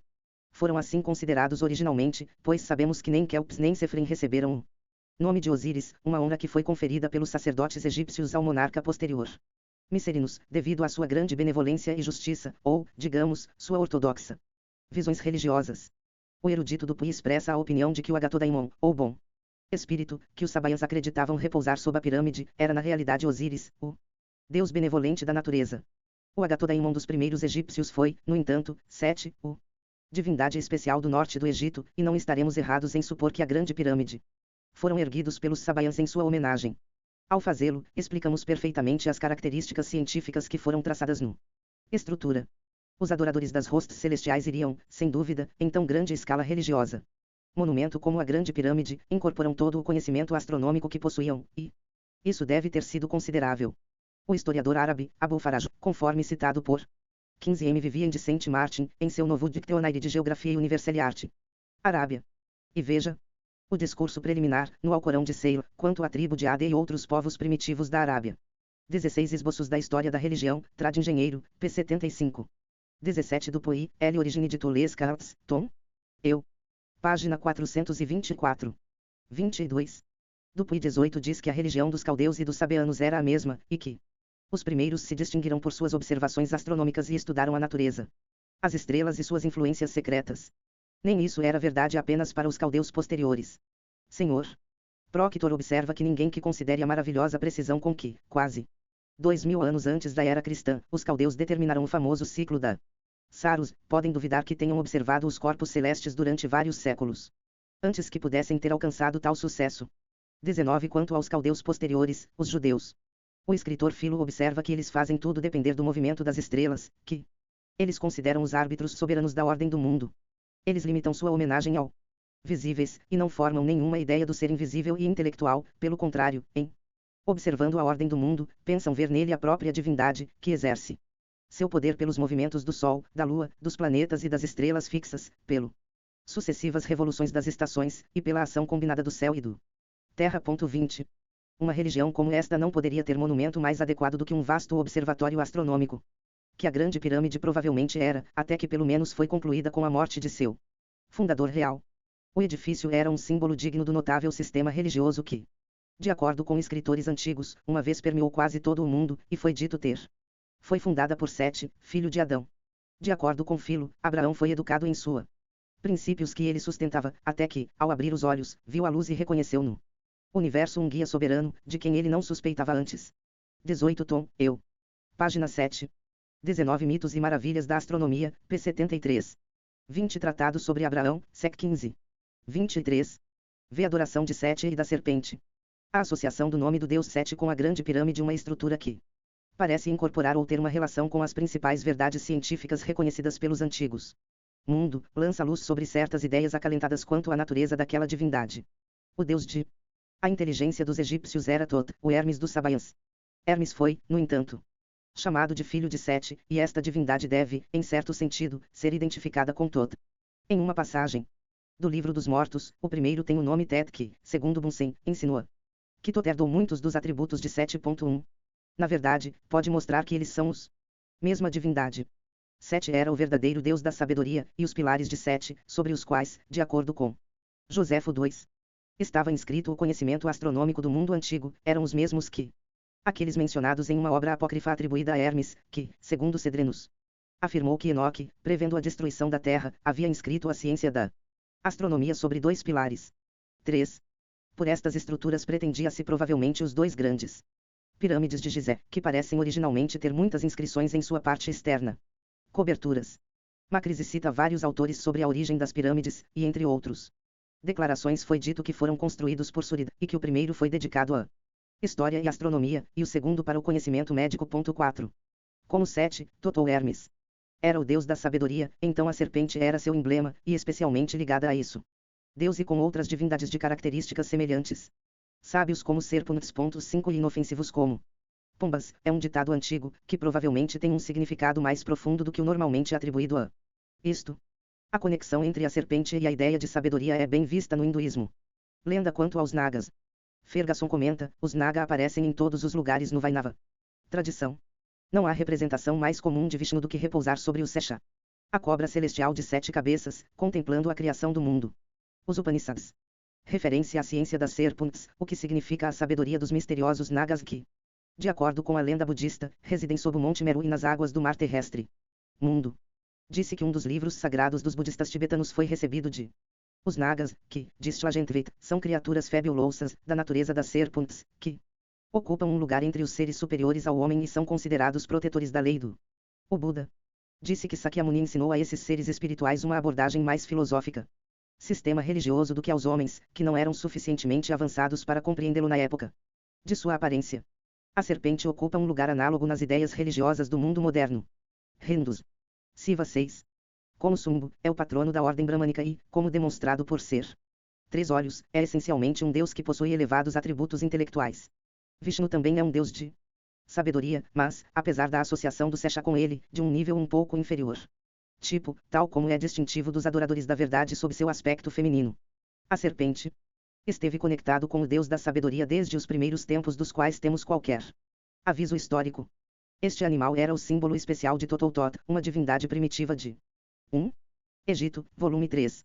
Página 427.2. Antiguidades, Capitã 2. Seguinte 3. 3 Visi, Operações, etc., volume 2. Página 330 N4 idem, página 354. Ver apêndice 2. Para o relato de Masoud sobre a lenda de Surida. 5. A Sofia, ou sabedoria divina e o Office Christus dos gnósticos, era representada sob a forma de serpente.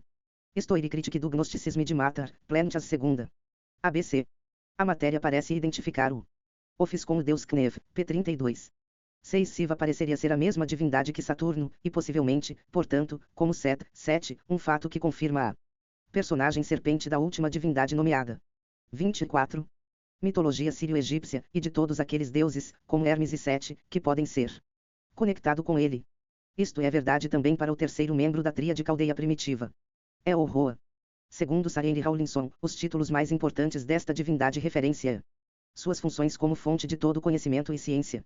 Ele não é apenas o inteligente peixe, mas seu nome pode ser lido como significando tanto vida quanto uma serpente, e ele pode ser considerado como figurado pela grande serpente que ocupa um lugar tão conspícuo entre os símbolos dos deuses nas pedras negras registrando os benefícios babilônicos. Emile Norman identifica-a com o deus peixe Oanes da mitologia babilônica, que, de acordo com Beroso, passou o dia inteiro entre os homens sem comer nada, enquanto os ensinava letras, ciência e os princípios de toda a arte, as regras para a fundação das cidades, construção de templos, a medição e os limites das terras, a época da sementeira e da colheita, em suma, tudo o que poderia fazer avançar a civilização, de modo que nada de novo foi inventado desde então. Período. 7. Como o deus da ciência, foi o defensor da estrutura da natureza contra o devastações incessantes dos espíritos iníquos, e buscou-se ajuda dele quando nenhuma palavra, rito, talismã, nem mesmo a intervenção de qualquer outro dos deuses serviu para destruir o poder dos demônios. 8. Além disso, o deus caldeu era o curador de doenças 9. Em que caráter, ele se assemelhava ao deus dos hebreus, cuja visão do símbolo da serpente era deveria curar aqueles que foram picados pelas serpentes ardentes no deserto. A razão para acredito que esta divindade era a mesma que Sete, o Agatodaimon dos primeiros egípcios, que foi representado sob a forma da serpente, e que era o doador de felicidade e bem. Fortuna. 11 O bom gênio que presidiu os assuntos dos homens como o espírito guardião de suas casas era uma serpente, a áspide Ranu, a deusa com cabeça de cobra que é representada como cuidar dos jovens príncipes. Que a ideia de saúde estava entre os egípcios intimamente associada à serpente, é mostrada, além disso, pela coroa formada pela áspide, ou sagrado Termutes, tendo sido dado particularmente a Ísis, uma deusa da vida e da cura. Isto era também o símbolo de outros deuses da saúde e atributos semelhantes, como afirmado pelos eruditos.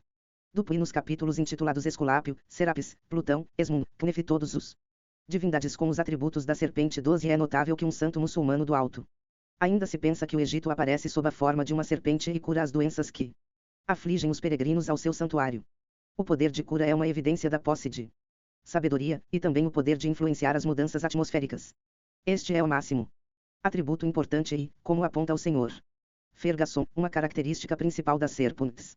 Em todo o Oriente, em todas as épocas, parece ter sido o seu poder sobre o vento e a chuva. Segundo o coronel Meadows Taylor, no deck indiano, atualmente, as ofertas são feitos para as divindades da aldeia, das quais o chato, ou cobra, é sempre uma delas, na primavera. E colheita em caso de chuva ou bom tempo, e também em época de cólera ou outras doenças ou peste. Assim, entre os chineses, o dragão é considerado como o doador da chuva, e no tempo da ofertas de seca são feitas a ele. Na primavera e no outono do ano é um dos objetos adorado, por ordem do imperador, por certos mandarins. A noção chinesa de serpente ou dragão que habita acima das nuvens na primavera para dar chuva nos lembra o mito de Vritra, ou Arri, a cobra estranguladora, ou dragão com 3 cabeças, que esconde o 7 Lenormand Magia e Feitiçaria Caldeia, trad inglês, p. 157. 8 idem, página 158. 9 idem, página 21. 10 Ver Journal of Anthropology, 1870, p. 209, sobre este ponto. 11 Antigos Egípcios de Wilkinson, volume 4. Página 413. O Sr. Lane afirma que cada bairro do Cairo, que foi construído das ruínas de Mênfis e seus túmulos, supostamente tem seu gênio guardião ou Agatodaimon, na forma de uma serpente. Modos e costumes dos egípcios, vol. Eu. Página 289. 12 Origine de Tulesca Arts, tom 2. Parte 1, página 165. 25. Nuvens de chuva, mas que é morto por Indra, o doador benéfico da chuva. M. Brel diz 13 que Tifon é o monstro que obscurece os céus, uma espécie de Vritra grego. O mito de Indra e Vritra é reproduzido na mitologia latina como Hércules e Cacus. Cacus também é análogo a Tifon, e como se supõe que o primeiro tenha tirado seu nome ou lhe dado para um certo vento que tinha o poder de se revestir de nuvens, de modo que este último carregava o mesmo nome de um vento muito destrutivo que era muito temido pelos fenícios e egípcios. Além disso, o nome Tifon foi dado pelos egípcios a qualquer coisa tempestuosa. É, portanto, para o oceano. Temos aqui uma referência à serpente como a personificação do ser maligno, e no posterior identificação de Sete com Tifon, o inimigo de Osíris, temos evidências da conexão da serpente com a antiga divindade. M. Lenormand nos diz que o mal foi personificado em uma deus particular, Set ou Soltek 14, às vezes também chamado de Baal, que era o deus supremo do populações asiáticas vizinhas e, num período posterior, dos reis pastores, os gregos. Considerava-o igual ao seu Tifão, e foi dito que Osíris havia sucumbido ao seu golpes. 15 O nome Tifão parece ter sido dado mais especialmente ao ser maligno, como oponente de Horus, que era, no entanto, a mesma divindade de Osíris, de quem se dizia filho. Ser. O primeiro foi então representado como Apap ou Apophis, ou a serpente gigante, que foi perfurado pela lança de Horus, assim como a serpente Pitão foi morta por Apolo. 16 Doravante 7. Em vez de ser considerado pelos egípcios como o Agatodaimon, foi considerado o princípio do mal. A mesma mudança ocorreu entre a população aquediana da Mídia. M. Lenormand afirma que a adoração dos deuses serpentes é encontrada entre muitos dos turanianos tribos. Os acadianos fizeram da serpente um dos principais atributos e uma das formas de rei. Quando certa vez, porém, as tradições iranianas se fundiram com as antigas crenças na religião proto-médica, o deus serpente tornou-se naturalmente identificado como representante o princípio sombrio e mau, pois, de acordo com os mitos mais destas, a serpente era a forma assumido por Andromaeus, a fim de penetrar no céu de Auramaida. 17 Aqui está o conflito entre a luz e as trevas, e entre a vida e a morte, que é reproduzido em mitologia egípcia, onde o princípio do mal é representado, num caso, pela serpente Apap, e na outra por Set 18, 7, cujo símbolo era a serpente. A associação entre a serpente e a ideia de escuridão tinha fundamento astronômico. A posição que a constelação de Draco ocupou uma vez mostrou que a serpente era a governante da noite. Esta constelação estava anteriormente no centro do céus, e é tão extenso que foi chamado de Grande Dragão. Seu corpo se espalha 7 signos do zodíaco, e do Poi, que vê no dragão do Apocalipse uma referência à serpente celestial, diz, não é surpreendente que uma constelação tão extensa deva ser representado pelo autor daquele livro como um grande dragão de 7 cabeças, que desenhou o terceiro parte das estrelas do céu e lançou-as para a terra. 19 Além disso, quando a constelação Draco ocupava sua posição elevada, fornece a estrela polar dos céus. A importância deste fato, em conexão com a construção da Grande Pirâmide, será entendido depois. 13 Melanges de Mitologia e Linguística, p. 95. 14 O caráter anterior desta divindade é bem demonstrado pela observação de Thiele, de que o nome Sutek é uma tentativa de reproduzir na forma egípcia o nome divino semítico, Sedek, o justo. Religião, página 55. 15 Magia Caldeia, p. 83. 16 Magia Caldeia, p. 83, Wilkinson, volume 4.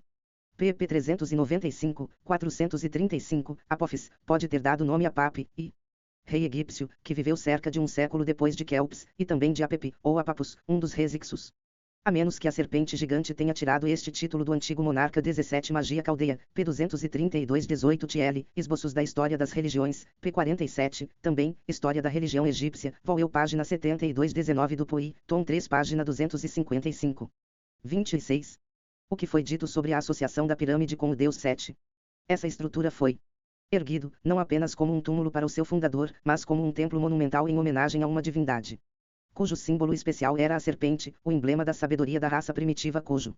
A religião parece ter sido uma combinação de adoração à serpente e sabaísmo. A Grande Pirâmide é, portanto, um monumento não apenas do sabaísmo, mas da adoração da serpente e, como tal, seu caráter científico e astronômico recebe a explicação adequada. Os construtores de tal templo aplicariam toda a sua habilidade em sua construção e procuram preservar nele, na medida do possível, o conhecimento científico que obtiveram de seus ancestrais.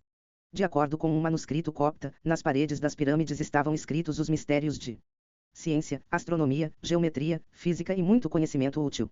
O mesmo MS afirma que eles foram construídos antes do dilúvio por Surid, para segurança e como tumbas para ele e família. 20 É notável que, como aponta Sargardner Wilkinson, Tufan, que parece ser a mesma palavra que Tifon, o nome do ser maligno, é o nome árabe de o dilúvio. 21 A associação das pirâmides com um dilúvio tem, no entanto, um efeito puramente explicação astronômica. Sr. Proctor, ao falar da posição da estrela polar Alfa Draconis, na data da construção da Grande Pirâmide, diz 22 Sabemos que no passado a constelação do dragão estava no polo, ou saliência, da esfera celeste. Em estelar templos, como aqueles dos quais Rawlinson dá exemplos, o dragão seria o mais elevado, ou constelação governante.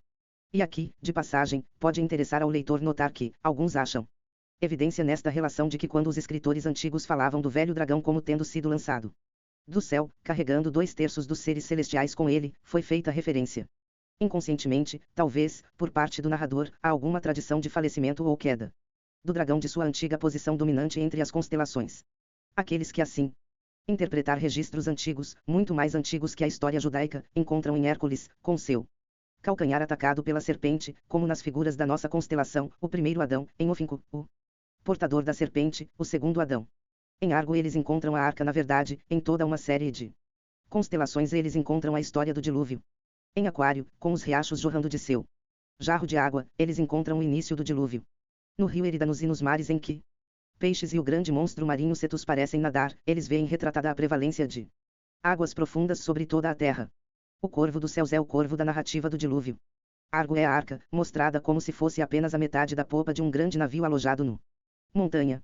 O centauro, oferecendo sacrifício, como diz Arato, a Ara, o altar, é Noé oferecendo sacrifício depois que ele deixou a arca, e o arco de Sagitário na fumaça, a Via Láctea, que parece ascender do altar, é o arco da promessa. É claro que estes podem ser apenas fantasias, mas é singular o quão próximas essas constelações, que estão entre as poucas realmente parecendo representar objetos reconhecíveis nos céus, correspondem em sequência e em alcance de ascensão reta com os eventos registrados a respeito do dilúvio. 23. Fantasiado ou não, é inquestionável que o dilúvio tem sido associado às lendas de alguns povos orientais, não só com as pirâmides 24 mas também com as constelações. Assim é. Está com a lenda caldeia, segundo a qual Saturno em sonho anunciou a vinda catástrofe para Xixutros, que, como Noé, escapou em uma arca. As tabuinhas assírias descobertas. 20 Visi, Operações, etc., Vol 2. Página 330, e ver apêndice 2. 21 Os antigos egípcios, Vol 4. Página 427 N22 Conhecimento, Vol Eu. Página 243. 23 Conhecimento, Vol Eu. Página 243 Dupuy explica completamente a posição dos céus na data do que ele chama de ficção sagrada do dilúvio, tom 3 página 176, seguinte 24 ver apêndice 2. Para a lenda árabe quanto à conexão entre o dilúvio e a construção do pirâmides. 27. Pelo falecido Dr. Smith, e que contém o que é chamado de Épico de Nimrod, preservaram um relato semelhante do dilúvio. Está agora estabelecido que os 12 cantos daquela epopeia referem-se ao curso anual do Sol durante os 12 meses do ano. Cada tablet responde a um mês especial e contém uma referência distinta às formas animais nos signos do zodíaco. Assim, o dilúvio constitui o tema do canto 11, correspondendo ao mês de Esquebat, fevereiro-janeiro, que é consagrado a Rimon, o deus das tempestades e da chuva. E se harmoniza com o 11º signo do zodíaco Aquário ou Otarmen. Esta última mês é denominado em sumério acadiano o mês da maldição da chuva, ou, como poderíamos quase digamos, o mês do dilúvio. 25 Os antigos babilônios são geralmente creditados com invenção da adoração dos corpos celestes, e a existência entre eles do dilúvio. Mito em conexão com as constelações é um fato importante. Não é menos importante em relação à questão do objeto da Grande Pirâmide, que a capital da Babilônia continha uma estrutura descrita por Estrabão como uma pirâmide dedicada ao culto do corpos planetários, excedendo em tamanho o próprio grande monumento egípcio, e muito parecidos. A pirâmide egípcia de Graus em Saqqara. A torre babilônica estava na base de um quadrado de 600 pés, e consistia em 8 torres, cada uma com 75 pés de altura, uma acima da outra, perfazendo uma altura total de 600 pés. Emile Norman fala da construção deste templo como tendo sido atribuído ao rei mais antigo, o primeiro rei, e ele diz que foi o expressão tangível, a manifestação material e arquitetônica, da tradição caldaico-babilônica. Religião. Servindo tanto como santuário quanto como observatório das estrelas, concordou admiravelmente com o gênio da religião essencialmente sideral a qual estava unida por uma indissolúvel vínculo 26 linguagem que pode ser usada exatamente com a mesma propriedade do grande. A própria pirâmide. Que a construção da grande pirâmide teve alguma ligação com as constelações não é tudo improvável. Já vimos que o Sr. Proctor prefere a data 3350 a.C. para o mais tarde. De 2170 a.C. para a construção da pirâmide. Esta última data parece, no entanto, ser o mais provável. O fato de ter sido erguido durante o reinado de Kelps II é quase universalmente admitido, e, embora a época em que ele reinou não tenha sido satisfatoriamente estabelecida, há motivos para acreditar que tenha sido por volta de 2200 a.C. O professor C. Piaget Smith afirma que a única conclusão monumental formada pela comparação das marcas da pedreira do grande pirâmide com tudo o que é confiável, ou é toleravelmente acordado entre os egiptólogos, e ambos com uma data astronômica dos edifícios, não pode ser outro senão que dois dos reis da quarta dinastia da história egípcia, Xofu e Nuxofu de nome, viveram através de um período que inclui a época de 2170 a.C. 28 E é verdade que, como o professor fora, esta data difere daquela fixada por quase todos os egiptólogos modernos 29 embora concorde muito próximo da data de 2228 a.C., designada para o início da quarta dinastia pelo Sr. Asbarn, autor da História Monumental do Egito. É consistente, além disso, com os fatos cronológicos fornecidos pelo Dr. Bart. Este egiptólogo dá 3000 a.C. para o início da primeira dinastia, e se esta dinastia continuasse por 263 anos, o segunda dinastia por 306 anos, e a terceira dinastia por 214 anos, como afirma Manetto. Temos 2223 a.C. como a data do início da quarta dinastia e, portanto, de a construção da grande pirâmide, se Kelps fosse seu construtor. Curiosamente, porém, este 25 o século XIX, 1382, p. 236. 26 Magia Caldeia, p. 322. 27 Sissorais foi o primeiro monarca da quarta dinastia, a grande pirâmide pode ter sido iniciada em seu reinado e concluído durante o de Kelps. 28 Vida e trabalho na grande pirâmide, vol 3. Página 338. 29 M. Vivien de Saint-Martin dá 3893 a.C. como a melhor data para a época de Menes Novo Dict. De Geografia Universal, Arte. Egito. 28. Trata-se da data fixada para a origem das constelações. O Sr. Proctor afirma que entre 2100 e 2200 anos antes da era cristã, as constelações do Sul tiveram sua origem original. Posição, o Polo Sul invisível então situado no centro do espaço livre de constelações. E acrescenta, é digno de nota que por outras razões este período, ou melhor, época definida dentro dela, é indicada como aquela a qual deve ser referido o início da época exata. Astronomia. Entre outros, deve ser mencionado isto que no ano 2170 a.C. quando próximo, as Pleiades atingiram seu ponto mais alto acima do horizonte ao meio-dia, ou tecnicamente feito seu ponto culminante ao meio-dia, no equinócio da primavera. Podemos facilmente entender isso para mentes possuídos com plena fé na influência das estrelas na Terra, este fato teria grande significado. Naquela época, as constelações mais meridionais seriam vistas em sua forma natural posição, em pé quando acima do horizonte sul à meia-noite. Por esses motivos, o Sr.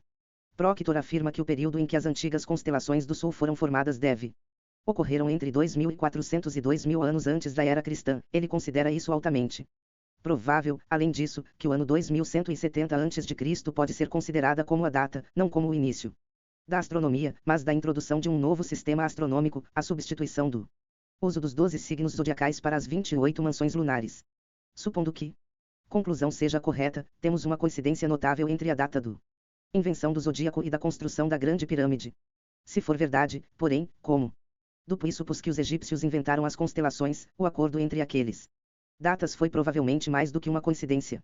O escritor francês comenta, os números traçados no zodíaco e nas outras constelações não foram colocadas ali ao acaso, são o calendário hieroglífico dos povos antigos, eles estão conectados com seus desejos e seu clima, e todos eles têm um significado na sua origem, embora possa ser difícil para nós.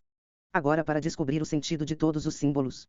Dupuy mostra qual era a posição primitiva das constelações, considerada como o calendário astronômico e rural de um povo ao mesmo tempo intelectual e agrícola, e afirma que está perfeitamente de acordo com a agricultura de Egito, e ao mesmo tempo com a posição dos pontos solsticiais e equinociais no céus em uma determinada época. Além disso, devido à diferença na ordem dos produtos agrícolas, operações seguidas no Egito daquelas em outros climas, o calendário rural que se ajustava ao os egípcios não poderiam agradar a nenhum outro povo e, portanto, ele atribui a eles a honra de, tendo inventado as ciências astronômicas, uma conclusão apoiada, disse, pelo facto de os egípcios consideravam o seu zodíaco, não apenas como um calendário rural e meteorológico, mas como a base de toda a sua religião e da sua astronomia. 30 Flammarion parece duvidar se Dupuy estabeleceu satisfatoriamente sua teoria da origem do constelações 31 e a data fixada pelo Sr. Proctor para a formação do zodíaco dificilmente é consistente com essa teoria.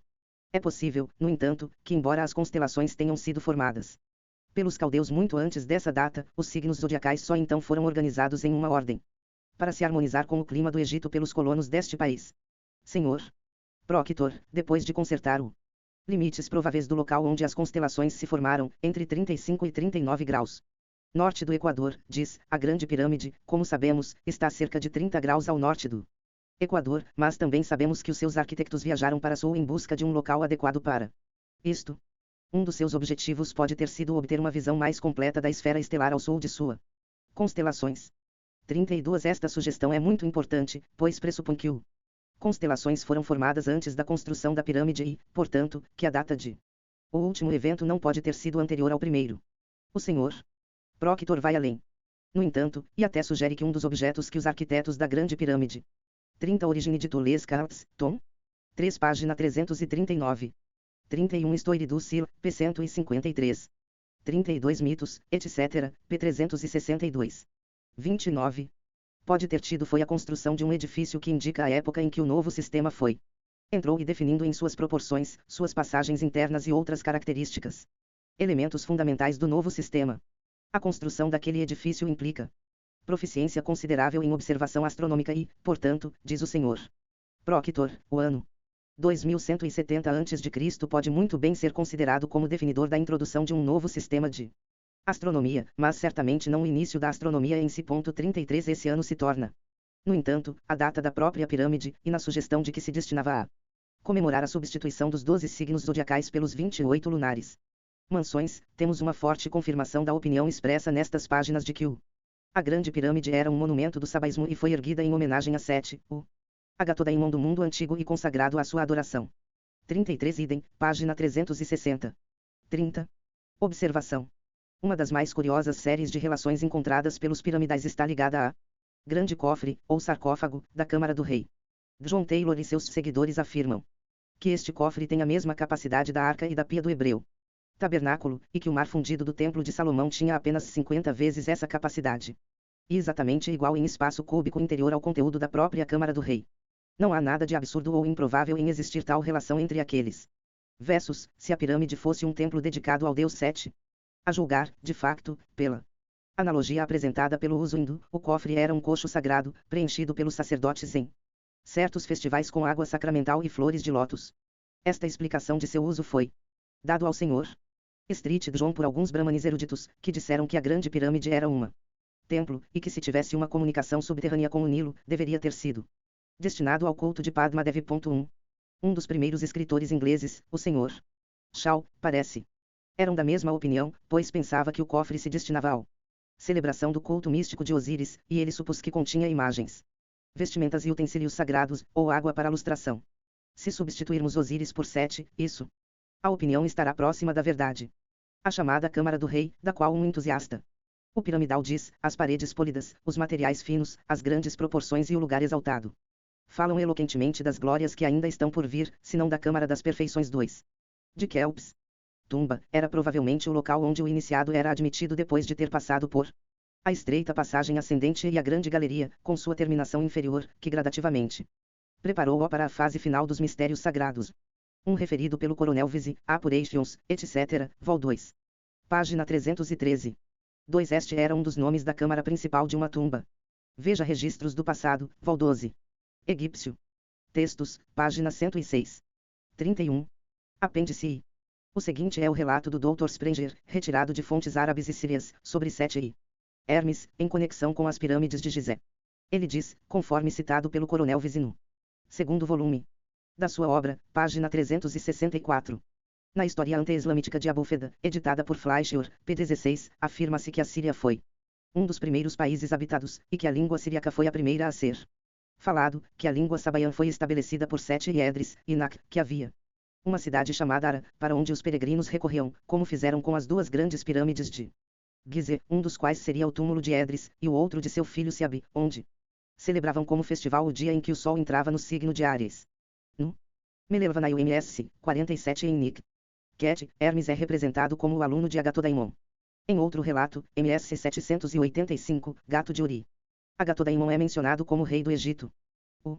Os sabaiãs consideram a grande pirâmide de Gizé como a tumba de Sete, o segundo, o de Hermes, e o terceiro, o de Isabi, enquanto os coptas afirmam que a grande pirâmide é o túmulo de Surid, o segundo, o de Ergib, ou Alquita, seu irmão, o terceiro, o de seu filho.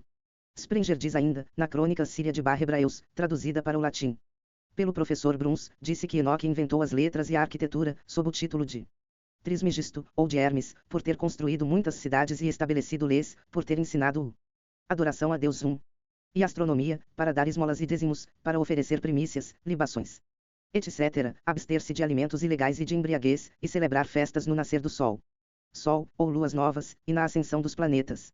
Seu aluno foi Agatodaimon, 7. De acordo com outros relatos, Asclepíades, um rei famoso pela sabedoria, que, quando Enoque foi traduzido, criou uma imagem em sua homenagem e, assim, introduziu a idolatria. Supõe-se que os egípcios descendiam dessas pessoas. De acordo com Abji Valfa, eles derivaram seu conhecimento dos caldeus, que dizem ter sido os magos persas e ter vindo originalmente da Babilônia. As estátuas do Hermes grego, que parecem concordar em nome com as pirâmides, não eram imagens, mas símbolos de a divindade e do princípio gerador da natureza na forma de obeliscos, ver o Ikemen. Livro I, Capitã Eu. 1011, estátuas deste tipo sagradas para Hermes foram erguidas pelos gregos em honra de heróis ilustres, e a mesma alusão alegórica poderia ter sido mantida em vista quando as pirâmides foram construídas como tumbas. O relato egípcio, no entanto, de Hermes, é muito obscuro. Essa pessoa é mencionada no Burhão Icati como filho de Ramen, sol de Esfendiar, e por ter chegado do Oriente. Um dos filhos de Alshirvan. Também tem esse título. Hormiga é o nome do primeiro dia do mês, considerado propício para qualquer empreendimento, e é o nome do planeta Mercúrio, e quarta-feira, morre. Mercúrio era sagrado para ele, pois a maioria dos planetas eram atribuídos dias, nos quais seus. Supunha-se que a influência governasse os assuntos humanos, e até mesmo a superstição muçulmana. Atribuído às crianças nascidas nestes dias várias qualidades, características dos pagãos. Personificações dos diferentes planetas. Hermes é mencionado em muitos tratados astrológicos como presidindo o sexto clima. Uma ideia, um período de tempo ou qualquer ocorrência notável. Estavam frequentemente ligados a pessoas ideais na mitologia, e quando existia alguma semelhança, recebeu a mesma denominação. Desta forma houve 5 Hermes, e o quinto foi o Hermes Oriental, que era adorado pelos Finiatai, e disse que fugiu após 1. Isso concorda com a declaração bíblica de que nos dias de Enos os homens começaram a invocar o nome do Senhor. Gen 26. 32. Morte de Argos no Egito, e ter civilizado aquele país sob o nome de Tota. Esse coincide com o relato de Tifashi, que evidentemente é retirado de uma tradição egípcia. Referência também pode ser feita a Platão, Fileu. 21, 24, Fedro, p. 340. Hermes foi igualmente distinguido por sua sabedoria, e foi relatado que foi enterrado em um grande edifício chamado Abu Hermes, que, juntamente com outro, o túmulo de sua esposa, ou de seu filho, foi mais tarde chamado Araman. Estas eram as duas grandes pirâmides, e a forma de suas. A construção se chamava Maklut. 33. Apêndice II. Masoud, que morreu no ano 967 d.C., professa relacionar a tradição copta, que diz, aquele Suridum, Ben Shaluk Ben Sermuni Ben Termidum Ben Tedresan Ben Sal, um dos os reis do Egito antes do dilúvio construíram as duas grandes pirâmides, e apesar de terem sido posteriormente nomeados em homenagem a uma pessoa chamada Sheddad Ben Ade, que eles não foram construídos pelo Aditas, que não conseguiram conquistar o Egito, por causa dos poderes que os egípcios possuído por meio de encantamento, que a razão para a construção das pirâmides foi a seguinte sonho, que aconteceu com Surid 300 anos antes do dilúvio. Isto. Apareceu-lhe que a terra foi derrubada e que os habitantes foram prostrados sobre ele, que as estrelas se desviaram confusamente de seus cursos e se chocaram com barulho tremendo. O rei, embora muito afetado por esta visão, não a revelou a ninguém. Pessoa, mas estava consciente de que algum grande evento estava para acontecer. Logo depois, o rei teve outra visão, que o alarmou tanto que ele foi ao templo do Sol, onde, com grandes lamentações, prostrou-se no pó. De manhã cedo, ele reuniu os principais sacerdotes de todos os nomes do Egito, em número de 130. Nenhuma outra pessoa foi admitida nesta assembleia, quando ele relatou seu primeiro e seu segundo visão. A interpretação foi declarada para anunciar que algum grande evento aconteceria. Lugar. O sumo sacerdote, cujo nome era Filimon, ou Iclimon, relatou um sonho que ele teve um ano antes, em que o firmamento desceu até ofuscar ele e o rei como uma abóbada enquanto eles se sentavam na torre de Amasis. O rei então orientou os astrólogos verificar, tomando a altitude, se as estrelas prenunciavam alguma grande catástrofe, e o resultado anunciou um dilúvio que se aproxima. 2. O rei ordenou-lhes que perguntassem se esta calamidade atingiria o Egito, e eles responderam, sim, o dilúvio devastará a terra e destruir uma grande parte dela durante alguns anos.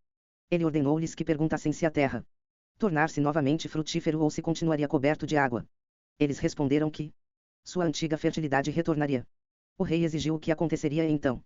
Ele era informado de que um estranho invadiria o país, mataria os habitantes e se apoderaria de seus propriedade, e que depois um povo deformado, vindo de além do Nilo, levaria posse do reino, sobre o qual o rei ordenou que as pirâmides fossem construídas, e o predições dos sacerdotes seriam inscritas nas colunas e nas grandes pedras pertencentes para eles, e ele colocou dentro deles seus tesouros e todos os seus bens valiosos, juntamente com os corpos de seus ancestrais. Ele também ordenou aos sacerdotes que depositassem dentro deles escritos relatos de sua sabedoria e conhecimentos nas diferentes artes e ciências. 3. Subterrâneo. Canais também foram construídos para transmitir-lhes as águas do Nilo. Ele encheu um Surid pode ser o mesmo que Sufis ou Kelps, como em um papiro que se diz ter sido encontrado no mosteiro de Abu Hormes. Surid teria sido enterrado na Grande Pirâmide Oriental, seu irmão Alquit na Ocidental, e seu sobrinho Carvars na Pirâmide Menor. Vise, Apurations, etc., volume 2 p332, Surid parece ser dado na lista de Maneto, sob o nome de Soris, como o primeiro rei da quarta dinastia. Este rei é, no entanto, tratado por M. Lenormand como não histórico. Sec Lista dos Reis do Egito, Histoire ancienne. L. Orient, tom 2 página 430, e ele se refere a Khufu, Sufis, a tabuinha na boca da antiga mina no Sinai, que os egiptólogos ingleses atribuem a Sor Ais, Shuré. Disse também que o nome deste rei foi encontrado nos túmulos perto de Gizé, e nas pedreiras da pirâmide norte de Abou-Seir, que é, portanto, considerado seu túmulo. Sir J. G. Wilkinson, em Heródoto de Rawlinson, volume 2 p. 344, 346, 2 segundo Macrise, o fogo deveria proceder do signo de Leão e consumir o mundo. 3 Masold diz que todas essas coisas maravilhosas foram colocadas dentro das pirâmides, enquanto Macrise, no Autoridade de Usted Ibrahim, particulariza as passagens subterrâneas como os depositários. À margem de dos MSS de Macrise, lemos que as inscrições dos sacerdotes estavam nos tetos, telhados, etc., do passagens subterrâneas. 34. Passagens com talismãs, com coisas maravilhosas e ídolos, e com os escritos dos sacerdotes, contendo todo tipo de sabedoria, os nomes e propriedades das plantas medicinais, e ciências da aritmética e da geometria, para que possam permanecer como registros, para o benefício de aqueles que mais tarde os compreenderiam. Depois de descrever a construção do 3 pirâmides, Masold diz, na Grande Pirâmide Oriental estavam inscritos os esferas e figuras representando as estrelas e os planetas nas formas em que foram adorado. O rei também depositou os instrumentos e os turíbula com que os antepassados sacrificaram as estrelas, e também os seus escritos, da mesma forma, a posição do estrelas e seus círculos, juntamente com a história e as crônicas do tempo passado, daquilo que está por vir, e de cada evento futuro que aconteceria no Egito. Ele colocou lá, também, bacias coloridas, para fins de ilustração e sacrifício, com água pura e outros assuntos. Após referir-se ao depósito dos corpos dos sacerdotes na terceira pirâmide colorida, Masold descreve os guardiões designados pelo rei para cada pirâmide. O guardião a pirâmide oriental era um ídolo de granito salpicado, de pé, com uma arma semelhante a uma lança. Em sua mão, uma serpente estava enrolada em sua cabeça, que agarrava e estrangulava qualquer um. Aproximou-se, girando em torno de seu pescoço, quando voltou novamente à sua posição anterior sobre o ídolo. Quando tudo terminou, ele fez com que as pirâmides fossem assombradas por seres vivos, espíritos, e ofereceu sacrifícios para evitar a intrusão de estranhos e de todas as pessoas, exceto aqueles que por sua conduta eram dignos de admissão. O autor então diz que, de acordo com o relato copta, a seguinte passagem foi inscrita, em árabe, no Pirâmides, eu, Surid, o rei, construí essas pirâmides e as terminei em 61 anos. Deixe aquele que vem depois de mim e se imagina um rei como eu, tente destruir Eles em 600. Destruir é mais fácil do que construir. Eu os vesti de seda, deixe-o. Tente cobri-los com esteiras. 4. O fim. Asterisco asterisco asterisco asterisco asterisco asterisco asterisco asterisco asterisco asterisco asterisco asterisco asterisco asterisco asterisco.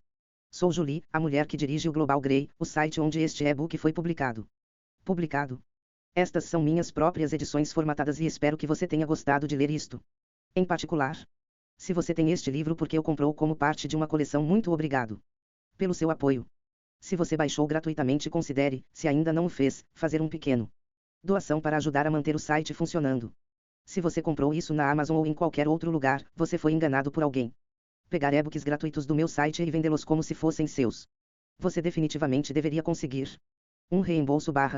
Obrigado por ler isto e espero que você visite o site novamente. Novos livros são adicionados regularmente para que você sempre encontre algo de interesse. 4 Coronel Vise, Operações, etc. Vol 2. Página 322 seguinte. 35.